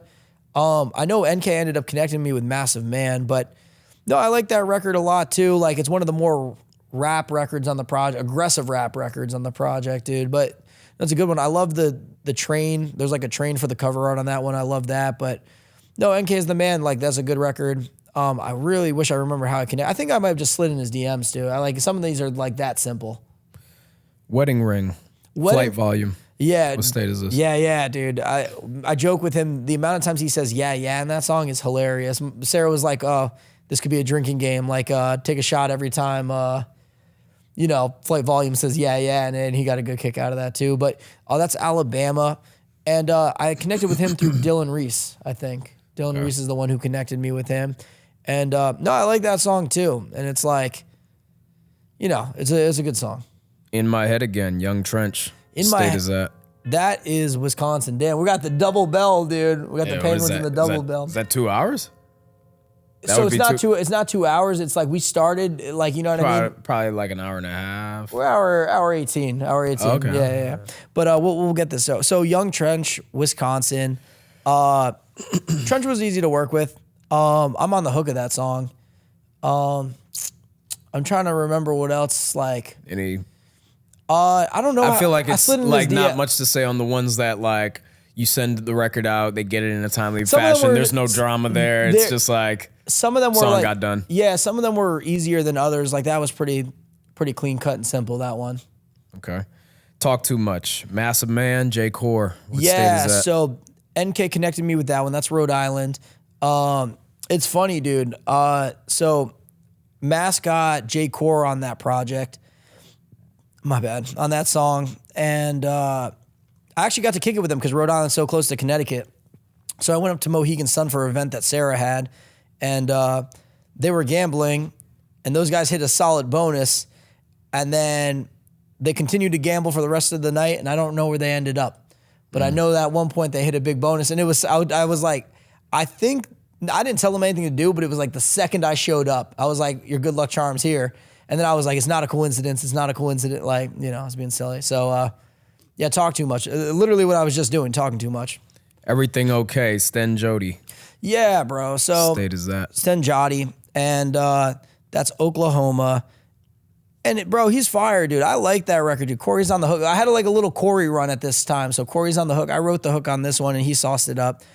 And but yeah, no, we had a good little run here. I like that record. I think, if I'm not mistaken, I think it might have been like one verse too that I like put hooks into. But no, it's a good record. I really enjoyed finding it. I don't know how, I think a lot, at this point, like when the project turned, I really just started reaching out like crazy to artists. Like if I didn't see anybody that was like actively like posting, like I want to be the artist for this state, I like was just kind of reaching out. So I think he was an artist and he turned it around pretty quick too. One of my favorite records on the project. Never Feels Like Home. Row and Grace. Is this Tennessee? No, so that's South Dakota. So South Dakota. This is South Dakota. Yeah, and for those who don't know, Rowan Grace was on The Voice. And yeah, that's one of the more simple records. Like I learned a valuable lesson from this song because what was happening is there was versions of this song that were very overproduced and it just wasn't sounding like I was trying to make it a pop hit when it like just needed the piano and guitar. And Kush Modi helped me produce this one, To the End Zone. Pat Dimitri, I had a lot. It's a very simple record, but this one like touched a couple people, dude.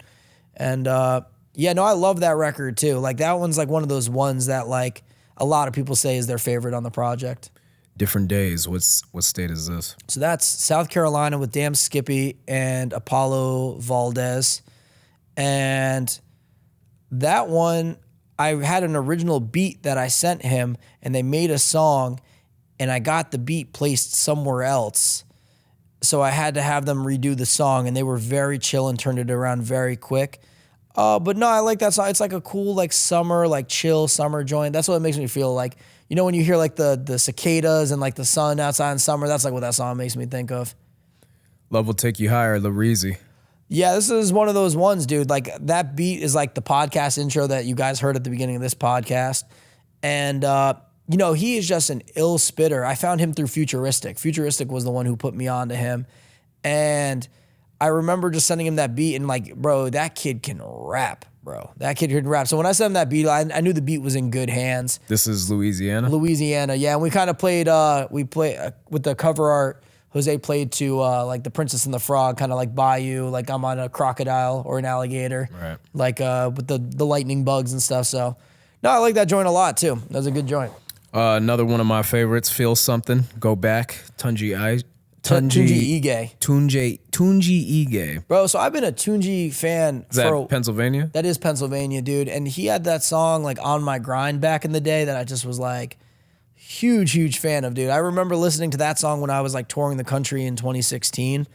And you know, when I came to Pennsylvania, like I reached out to him and then Cory actually helped me produce this one. Like me and Cory sat on FaceTime and like Cory, like his background vocals are on there and it's just recorded with his iPhone, dude. I was like, he was like home, not near a recording setup. And I was like, bro, can you just like record these backgrounds? So when you go listen to the background vocals, that's all just like recorded on an iPhone, dude, that I like flipped into the beat. So, and at this point in the project, I'm having so much fun that I just didn't care. I was just like, and I think that's what translated, like where it's like, I was very hard on myself towards the beginning of the project. And with the second one, I was a little bit more loosey-goosey, having fun. And I feel like it's felt, you know what I mean? And it looked like I was having a good time because I genuinely was. Keep it together, Mayday. Man, that's exactly what I was doing, dude. Just trying to keep it together because at this point, we're releasing, this is part of the batch. All these are part of the batch. This, like, I dropped 9 songs in May and 7 songs in June. I was just all over the place. You know, I got to shout out Big. So this is the time where Biggs, who stepped into this project, bro. And he carried this project home, dude. He was bodying those mixes, turning them around. Like, bro, if Biggs didn't step up, if Biggs and Jose didn't step up around this moment in 50 states, we wouldn't be sitting here doing this podcast. There would be no album done because, granted, I was under tremendous pressure, but then that trickled down to them. It's like, yo, you got 20 cover arts to do in a short amount of time. Biggs, you got 20 mixes to do in a short amount of time. It's like, you know, so their dedication towards the project and actually caring, bro. Like, Biggs would come back to me, and it's like, this is a very rare quality in an engineer, that like an engineer would come back to me and be like, yo, don't upload that one. I got a couple more tweaks I want to make. Like, you know what I mean? Like, most people, if they're in it for the money, like if the client says it's good, it's done. You know what I mean? But to have his like care and like actually be like, yo, hold on, I can make this better. You know what I mean? Like that. So when I think of this, Keep It Together, I think of this song. And then we got Mayday on it, bro. Mayday's incredible, dude. Or they were, I don't know if they're still signed to Strange, but they were signed to Strange for a long time. They're on that song with Tech Nine and Kendrick, the Fragile song. They do the hook in it. Like, absolutely incredible. Wax connected me with them. I couldn't ask for a better representation from Florida, to be honest with you, dude. I love that song. Nobody like you, Gianni Taylor. Me and Gianni have known each other. This is Illinois. So me and him, and it's funny because there was a moment here where it's like, I really wanted to go to like, some like in Illinois, like hip hop. You know what I mean? When I think Illinois, I think like rap. And this is where I just had fun with it because, bro, we did like an 80s pop song. And I was like, all right, nothing's real, nothing matters. Just have fun with it. And we crushed that song. Yeah, no, I love the cover art on that one. Me and Gianni have known of each other, and we've talked before about working in the past, so I'm glad it came together for the album. And but yeah, no, that one, like, we're at 41, so we're going to 42. Is this Lone Star next? This is Lone Star. Lone Star is so funny. Lou Charles. Bro, Lou Charles, Texas, he bodied it, dude. Lone Star was one of those ones where I just got in the booth. I freestyled that song in one take, dude. The take that is there is legitimately the take that there's no dubs or anything on that. So I like went and freestyled that entire song, and those are the takes I rocked with, dude. And is this the first song on the project where it features your vocals this much? Like, yeah, this is the song on the project. This is probably maybe one of my most songs ever that my vocals are the primary. Definitely on 50 States, but just in general too. And to me, it's a hilarious song, dude, because one, like, it's kind of like a Playboy Cardi type of song. Like, coming from me, it sounded like, you get on my way, yeah, get on.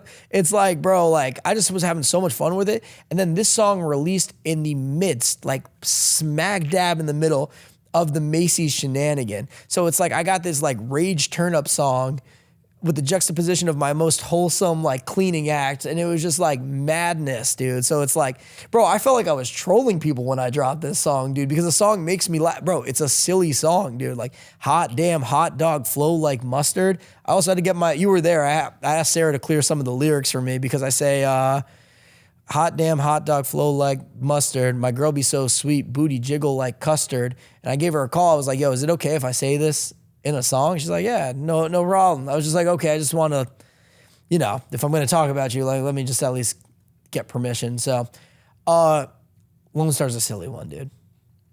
And that's Texas, obviously. Texas, yeah. And Lou Charles is the man, bro. I remember walking around Mohegan Sun after he sent me the verse, just like listening to it on repeat. And I was like, yo, this is fucking hilarious. I've been trying to fly. What state is this? This is where I consider like the end zone of 50 States starting. So I've been trying to fly as Virginia, and that's with Chris Stacy. VA. Yeah, and that's with Chris Stacy. And this is the part of the project where, like, it's got, like I said, the project correlates with my life a lot. So it's like, dude, I'm seeing the success of the Macy's thing, like, the numbers are going up. Like, I really felt like I've been trying to fly for a long time, dude. You know what I mean? Like, and to finally like start getting to that point. And he bodied that song, dude. I love that song. And yeah, this is like the beginning of the ending of the project in my eyes. Up by Resurface. Up is a fun one. I got a verse on there too. And that's Colorado. And it's like a soul, dude, I love doing soul sample of hip hop stuff. So I sent him that. He turned around. He sent me a lot of song, actually. That song was like 3-4 minutes, and I cut it down to what it was. So there's arguably a whole nother version of that song that like just never made it. But I wanted to put a verse on there too because, you know, as I'm starting to get into more performance and stuff, like I need to have stuff to perform. You know what I mean? So it's a fun one too. Up is a good one, dude. Colorado. Hold Me Close. Hold Me Close. I know, dude, it's a jet. Yeah, I'll refrain from talking about it on camera. What state is this? This is Washington, dude. This was one of the hardest records. So if I was to pick a single... a lot of people on it. A lot of people on it. And I always saw it as like a record with a lot of people. But, dude, the amount of people I reached out to like be on that song is insane. And nobody really landed on it, dude. Like as far as like... I probably, without exaggeration, like, and I had a very specific vision for this one. And this is like one of those instances of just like, you know, it's just going to be what it's going to be. But I probably reached out to like 30 to 40 artists, bro, to like get on this song. And, you know, this homie Sam LaChow ended up coming through. Camila Recchio, who's incredible. I've toured with her for years, is on the song. The hook was already done. That was the first part of the song. And then, you know what? After all these artists that I wanted to be on the song, just weren't able to do it for one reason or another. I was like, you know what? Let me just find a kid who this would be a great opportunity for. Like, you know, like this could be something that meant a lot to him. So I connected with Justin Hawkins and he sent me his part, not knowing who was fully on the song. And when he found out Sam LaChow was on the record, he was geeked because he had grown up listening to Sam. So like, you know, to have him come back around and like be really grateful and like thankful, like really excited to be a part of the project because that's what I was looking for in a lot of these artists, dude. Because like I didn't want it to be something that was like, you know, a task that just like you knock out. Like I really was trying to find people that would care and would love to be a part of this project. Heading north, Noble, Tommy Boy. What state is this? This was an insane record. Noble's the absolute man. This record went through a little bit. So this is Minnesota. This record went through a little bit of a journey. The artist that was supposed to be, bro, this like, the original artists that were on this are no longer on it. And this is the record that got all the way to the end zone that we had to like pull back on, dude. So I had to pull back. Noble was always on the record. And then basically there was a different verse on the song. And that's when Tommy Boy stepped. I was like, no, I like leaned on Noble too. And Noble, I was actually on the phone with Noble the night that North Carolina thing happened, right? So I just leaned on Noble and I was like, bro, like, dude, I'm doing so much right now, dude. I was like, I like, keep in mind, I already finished the song. You know what I mean? So like now we're going back and like redoing it. And I was like, Noble, I just like need you. I like need you to step up and like get this done for me, dude. Whatever you think. Like, I trust your judgment. So that record, he like really helped carry that one to the end zone. So shout out Noble and shout out Tommy Boy. Clean, Curtis Hoppy. I always laugh that this song made it to the Final Five, dude. It's like, to me, like Idaho getting to the Final Five was like a funny thought to me. Like, because who knows what this project is going to look like, but I always just thought it was like, I don't know, funny to me that we made it to the Final Five. Was I On Key is actually on the hook of that song, and it's an uncredited feature. And Curtis Hoppy is the man, dude. And, you know, we went back and forth on a couple records before we landed on this one. And then I like this one because the cover art also features Ralph of B3 Power Washing, who ended up doing the Macy's cleaning. So, yeah, clean, dude. We're in the Final Four now, dude. So we got the big states. We got No Question with Watsky, Ellis, and Armin. This is Cali. Yeah, this is Cali. So No Question. One of my favorites on the record, too. It's great, dude. Very Bay Area sounding. Yeah, you know, obviously, like when you hear the production, very like Mustard, Kendrick inspired. You know, the first thing I got was Dylan Reese, who's also Ellis. Like I sent over to him. He did the hook. And then a lot of people, my homie Watsky has been in retirement, but you know, I've done a lot. Like he's the reason why I'm wearing the suit, to be honest with you. Like I wasn't like, I shot a bunch of promo videos and he was the one who sent me the link and he's like, yo, you got to rock this for the project. So like, you know, to not have him, you know, be a part of the project after like making a big decision that like eventually ended up changing my life. Like, you know, I thought it was very important for him to be on the project. And Armin and I have worked a lot for years. A lot of people don't know that, but like, you know, he released a song with Wiz Khalifa and Be Real that I did the animation for. I mean, so many people, dude. Many Scott Storch records, YG. I mean, and just an insane spitter himself. So to me, like that song made sense. And then I put a verse on there too, because I wanted to perform this record when these shows come up, you know?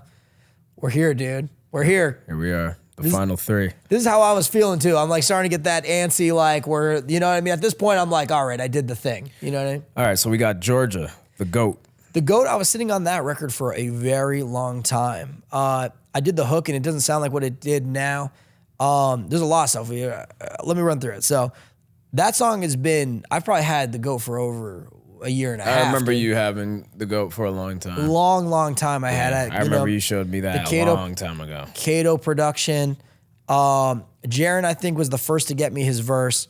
Ritz came in later, and then I put a verse on it, and I couldn't nail it, and then you helped. You came in and helped me write my verse and like tweak it a little bit to get it. Like I had like a foundation, but then you like were like, yo, try it like this. You know what I mean? Like, you know, as like somebody who's like more like new to putting vocals on it, like I'm just grateful to have like a system of like people that like, it's almost like skipping the lunch line a little bit. You know what I mean? Where it's like, oh, like if you try it like this, you'll probably have more success this way. So yeah, we've been through a long journey, dude. I know. I just like stick with me, Jet. Stick with me, dude.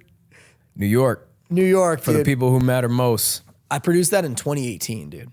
Yeah. 2018. If I remember correctly, when you first showed me that, I feel like you had that as a part of a different project, didn't you? I had an album I was going to release called For the People Who Matter Most. Okay. And that album just never saw its way to fruition. Yeah. And Devon Terrell sent me those vocals back in 2018. Yeah. So you've had those for a long time. I remember you showing me that. Like, to me, one of the most disrespectful things you can do to an artist is having an old song and then going back to them later, like years, bro. Years. Like, hey, by the way, I'm about to release after this. They've aged. This is like not I just did that with my most recent single. Like, that you produced. Like, you know, I've been sitting on that for like 3 or 4 years. Bro, but it's like, you know what I mean? That song is, you know, at this point, 7 years old, bro. So to go to Devon and like, that was another thing too, where it's like, I was like, yo, Futuristic, can you just help me like see if, I was like, however he wants to do it. I basically was like, you know, with Devon, I was like, I want to use this song. I want to get it out there.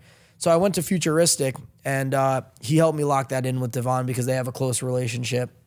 And Devon was cool with it? Like, yeah, no, he was really like, he was cool with it 1,000% too. And I really appreciate that because you got to understand, I didn't have another option. You know what I mean? It was like that or like that was the last hurdle I had to get through. I remember that being a moment where I was like, this is the last hurdle I got to get through to like actually get this project done, is clearing it with Devon, because like I didn't want it to come out and like him feel some type of way or anything. And it is important as a, you know, as a businessman too, it's important that like I don't do any bad business, and like releasing a song 7 years after the fact without permission is bad business. Anybody who's in music, I'll tell you that right now, it's bad business. Don't do that. You know, Thorb is on that record, and Justin Starling, who Dylan Reese actually connected me with Justin Starling too. So it's a good record. I'm just happy to see, get that record out, bro. It's like, and I'm sure you can relate to that. And you're saying like, just so these last 16 songs that you dropped, I think was the mall studio era. Yeah. And that was when I remember being around a lot for like, especially these last like 4.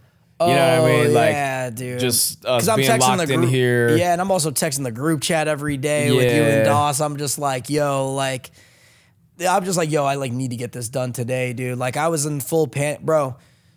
We'll talk about this last one, dude. Yeah. So the last song was Farewell. Yeah. What state is this? This is Tennessee, dude. And this is with Ishmael.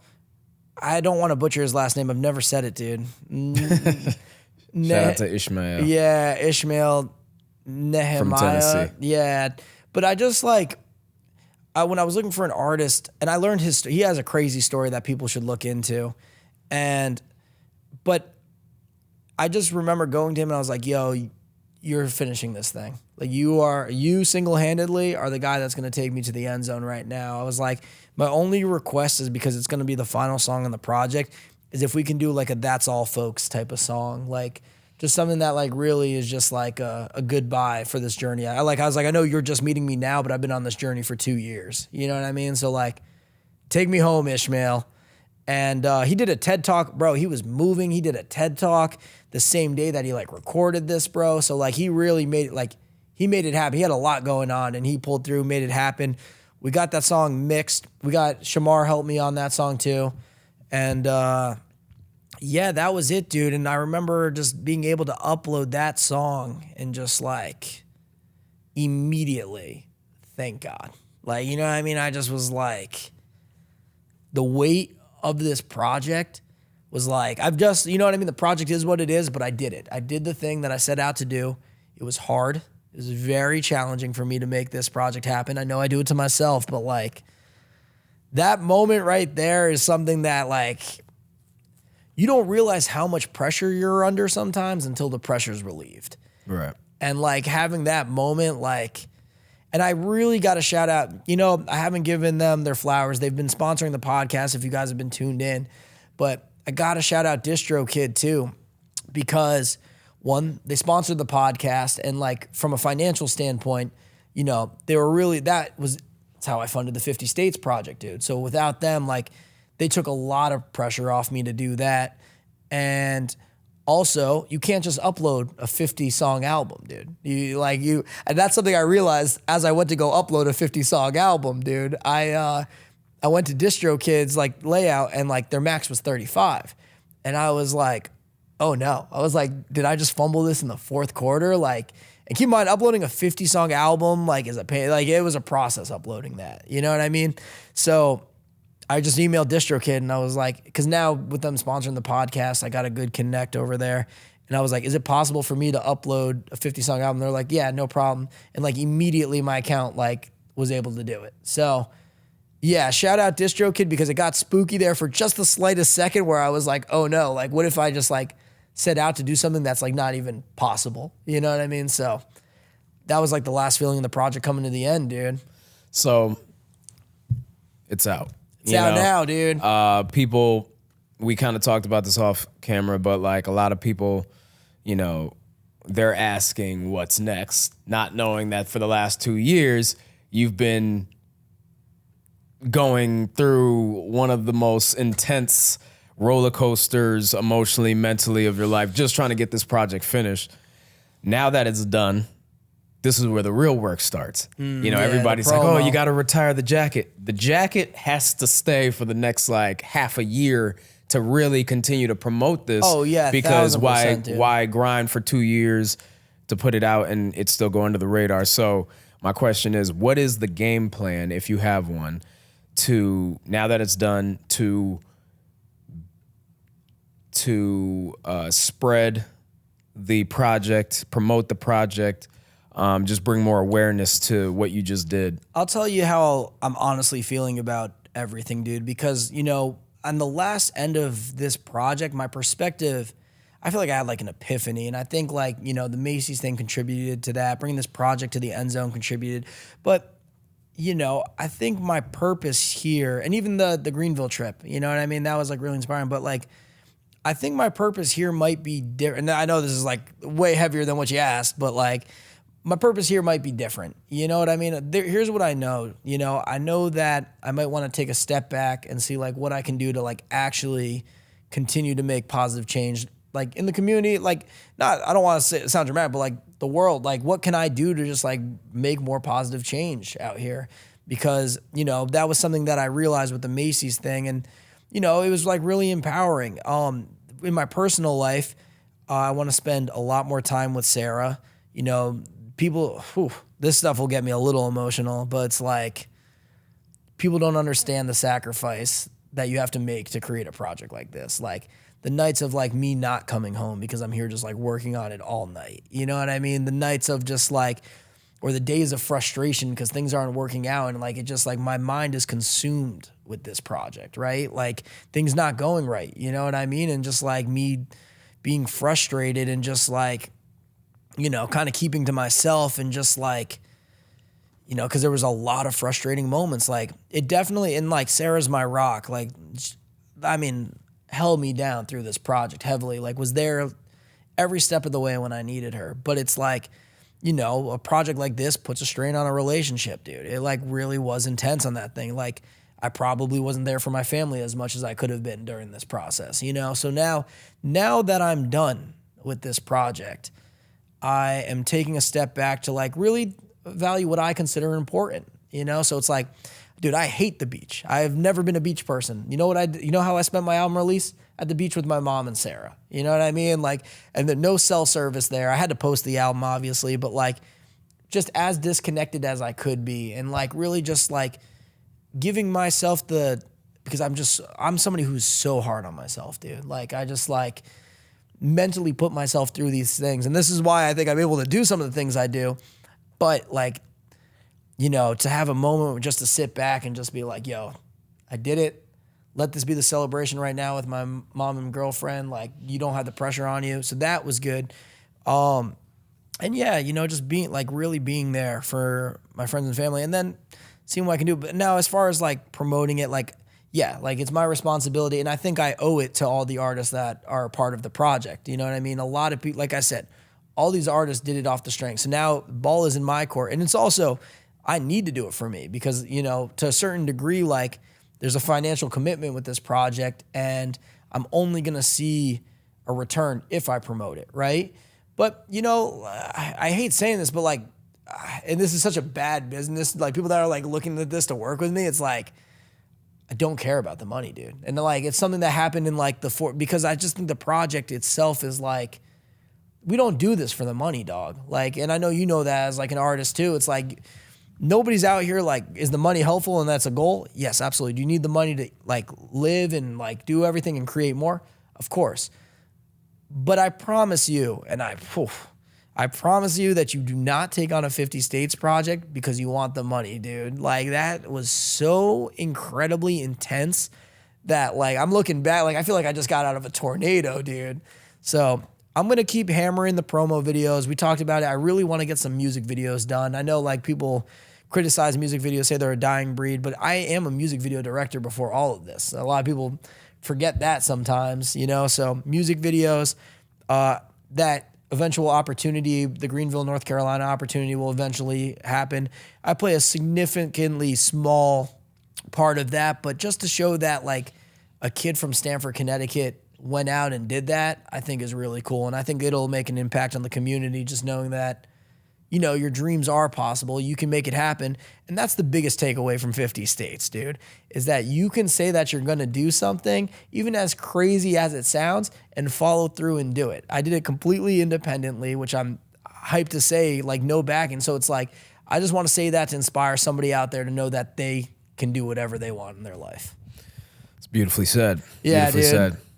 Long-winded, but beautifully said. Yeah, dude. Talk too much, dude. All right, so we're about at the almost 2 hour mark. Which is crazy. I said we should go an hour, and here we are. Right, yeah. Shout out to anybody who's still here. We're about to wrap up. I have 2 more questions for you. Let's do it, dude. Penultimate question. I'm a big guy. I'm big on comparing yourself to yourself, right? So, I have a little light question here. Talk to me. I'd like you to rank, honestly, I'd like you to rank your discography from bottom to top. Okay. It's tricky. It's a tricky question because am I ranking it just And we're sonic? including all discography. Yeah. No, 1,000%. Like projects that you've dropped. I got 4 albums out. So are we doing it sonically, how I felt? Like, how am I basing it? Or like just base it however I feel and I'll tell you the reasons why? However you feel. I'd probably rank... If you were doing like a YouTube video where it's like, all right, hey, what's up, guys? We're ranking all of Mike Squires' discography today. Then I got to like... I'll tell you the reasons why, and I'll tell you how I'm ranking them. I'll give 50 States Project number 1 based on it being the hardest project of my entire life and my ability to pull it off. Like I really did that thing. You know what I mean? And it's like it's a feat more than just another project. With an album releasing, I've never wanted to cry. Like this album like made me want to cry. Like even right now, I'm like not all the way there. I feel it like in the back of my eyes, but like, bro, this one was so hard. Like you have no idea. Like again, I do it to myself. But like it was so incredibly hard that like it was a challenge. I like put myself through a really tough challenge and I pulled it off, dude. You know, it's like, and even with like low moments. So I got to give it number 1. Number 2, I'm going to give it based off of experience too. It's like hard because like I would probably tie Life is Good and Sample Tape for number 2, Sample Tape 1 for number 2. I'm trying to pick one over the other. I'd give it sample tape 1. And the reason why sample tape 1 is because that was the first time that I saw that I could do something by myself. Is that like I really didn't need anybody else, and that I was able to Solo artist. Yeah, and just able to like, you know, and Life is Good is a huge product. Like to me, it's the first, it's my baby. You know what I mean? Like mine and P's baby. And, you know, like it was the first one. We created that together. It'll always hold, like it was the first one. You know what I mean? So it's like, it's hard not to have like a special place in my heart. But I don't know. I think with sample tape 1, just being able to like, just show myself what's possible for me. You know what I mean? And then I don't think it belongs there because I love the album. Like there's so many incredible songs, but I guess last rank is sample tape 2. But like, you know what I mean? Like Somebody New's on that project, which is one of my favorite songs in my entire discography. Also on there, Some Love is on, like, you know what I mean? I don't think it deserves to be there, like Some Love. But I guess I'm just basing on experience, and like because sample tape 2 was a follow-up to sample tape 1, like nothing hits like the first time. You know what I mean? But like, well, sometimes the sequels are better. I think Carter 2 and Carter 3 are considered better than the first I would give sample tape 2 a better album, like a more concise and like better album than sample tape 1. But as far as like, you know, what it did for me personally, I would put, because sample tape 2 to me was kind of like the filler time in between 50 States project and sample tape 1. You know what I mean? Like they're like, but with that being said, I love that album. You know what I mean? Like I did the remix of Hello Goodbyes, Here in Your Arms on that one. So it's like, I love all my projects, but if I was to rank it, I guess that's how I would do it. All right, cool. Last question, dude. Long-winded, dude. We're gonna scrape 2 hours on this for sure. Yeah, no, we give a nice stretch. You know, we've been comfortable in the seat. Yeah, we're gonna get something to eat after too. Yeah, for sure. I said lunch on me if Jet did this. I forgot you even said that. All right, cool. I got something to look towards. Do you have anything else that you got for the people? You want to let them know what you got coming next? I don't know. Whatever you want to do. This is like at Hot Ones when they finish the wings. It's like the floor is yours. Say what you want to say to close us out. Yeah, I think for anybody listening that wants to do something with their life, or even just wants to, like, just send it. Just do the thing. Just try, because you're not going to know what's right for you until you try. Like, there have been projects in my career that I failed on, you know what I mean, and didn't get to the end zone. Like, I mean, there's a project that I've been thinking about reconsidering recently just to, like, get it. But, like, at one point in my career, I tried to vlog every day. You remember that. And I only made it through, like, 2.5 months before I stopped, right? And just being able to see things through. Like, I think, you know, you got to make sure you're in a good spot in your life, too, to be able to pull these off. Like, prioritize your actual real life, because if things are messy at home, if things are rough for you, you're not going to be in a position to like create and be able to tap into yourself, the best version of yourself to create this. But 2, just follow through. If you say you're going to do something, do it. You know what I mean? And I know like it's hard sometimes, but like as I've gotten older, like, you know, 50 States kind of makes up for any other ones that I'm like, okay, if I didn't hit on this, like, you know, just make sure you could follow through and get the job done, you know? And it might not look as pretty as you think. Like 50 States to me isn't the most cohesive, like beautiful album, you know what I mean? But it's like you said, it's like, we did it, you know what I mean? It's like, how do you do that like in a way where it's like you're independent and like having all these different artists, different recording setups, like it's a hard project to do, you know what I mean? But like as far as like projects that or like showing the world that you can do something great, like I think the conversation's changed now too, because I think people like, even if you don't like my music, you can at least respect the grind. You know what I mean? So I think, and that's the only thing, like I don't like, I've never cared about like who likes or doesn't like the music. It's just always like, the one thing you cannot say about me is that I'm not a hard worker. You know what I mean? Absolutely. And I think that's like the general consensus, whether people like you or not, like, that I usually hear is like, yeah, that dude fucking, he grinds. You know what I mean? That's like an objective truth. Like I've seen it. I see it. You know what I mean? You got a fucking schizophrenic looking office in here. Oh yeah. You know, it's super messy, but like, you know, that's the mind of a madman, you know? Yeah. Always working. But yeah, I think that's another thing too. Don't be afraid. Like if your talent's not there and like if you whether your talent's there or not, actually, like, just know that you can really outwork people. I don't think I'm the best producer. I don't think I'm the best artist. I don't think I'm the best video guy. I don't think I'm the best at anything, quite frankly. But I know that I work very, very hard, and that's why I've been able to do everything I do. Because, listen, everyone else is quitting, putting everything down. I'm going for the extra rep at the gym. Everyone, like, I don't stop. You know what I mean? So that's the big thing, and that will make all the difference in your life. Just don't stop, commit to it, and just grind.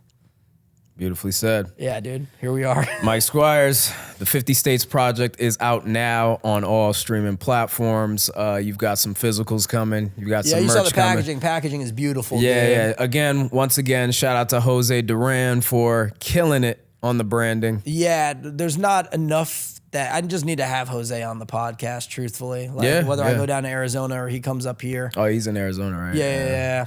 But yeah, no, Jose, like, single-handedly, like, you know, stuck with me through the entire thing. I want to really shout out Biggs, though, because, like, in this last quarter, bro, like, you know, he took some unconventional hours to get these projects done for me, and I was like, bro, I, like, need it by this time. And I liked interacting with him because I would text him. I'd be like, yo, can you send me that? He's like, it's already in your email. And I was like, bro, love you, dude. Yeah, and so, yeah, that's pretty much it in a nutshell, dude. Album out now, 50 States Project. We did it. Yes, sir. Yes, sir. We did do it. Well, you did it. You know what I mean? Primarily, you know, I helped where I could, but the support system is everything, dog. Give yourself a pat on the back, bro. You did something that nobody's done before.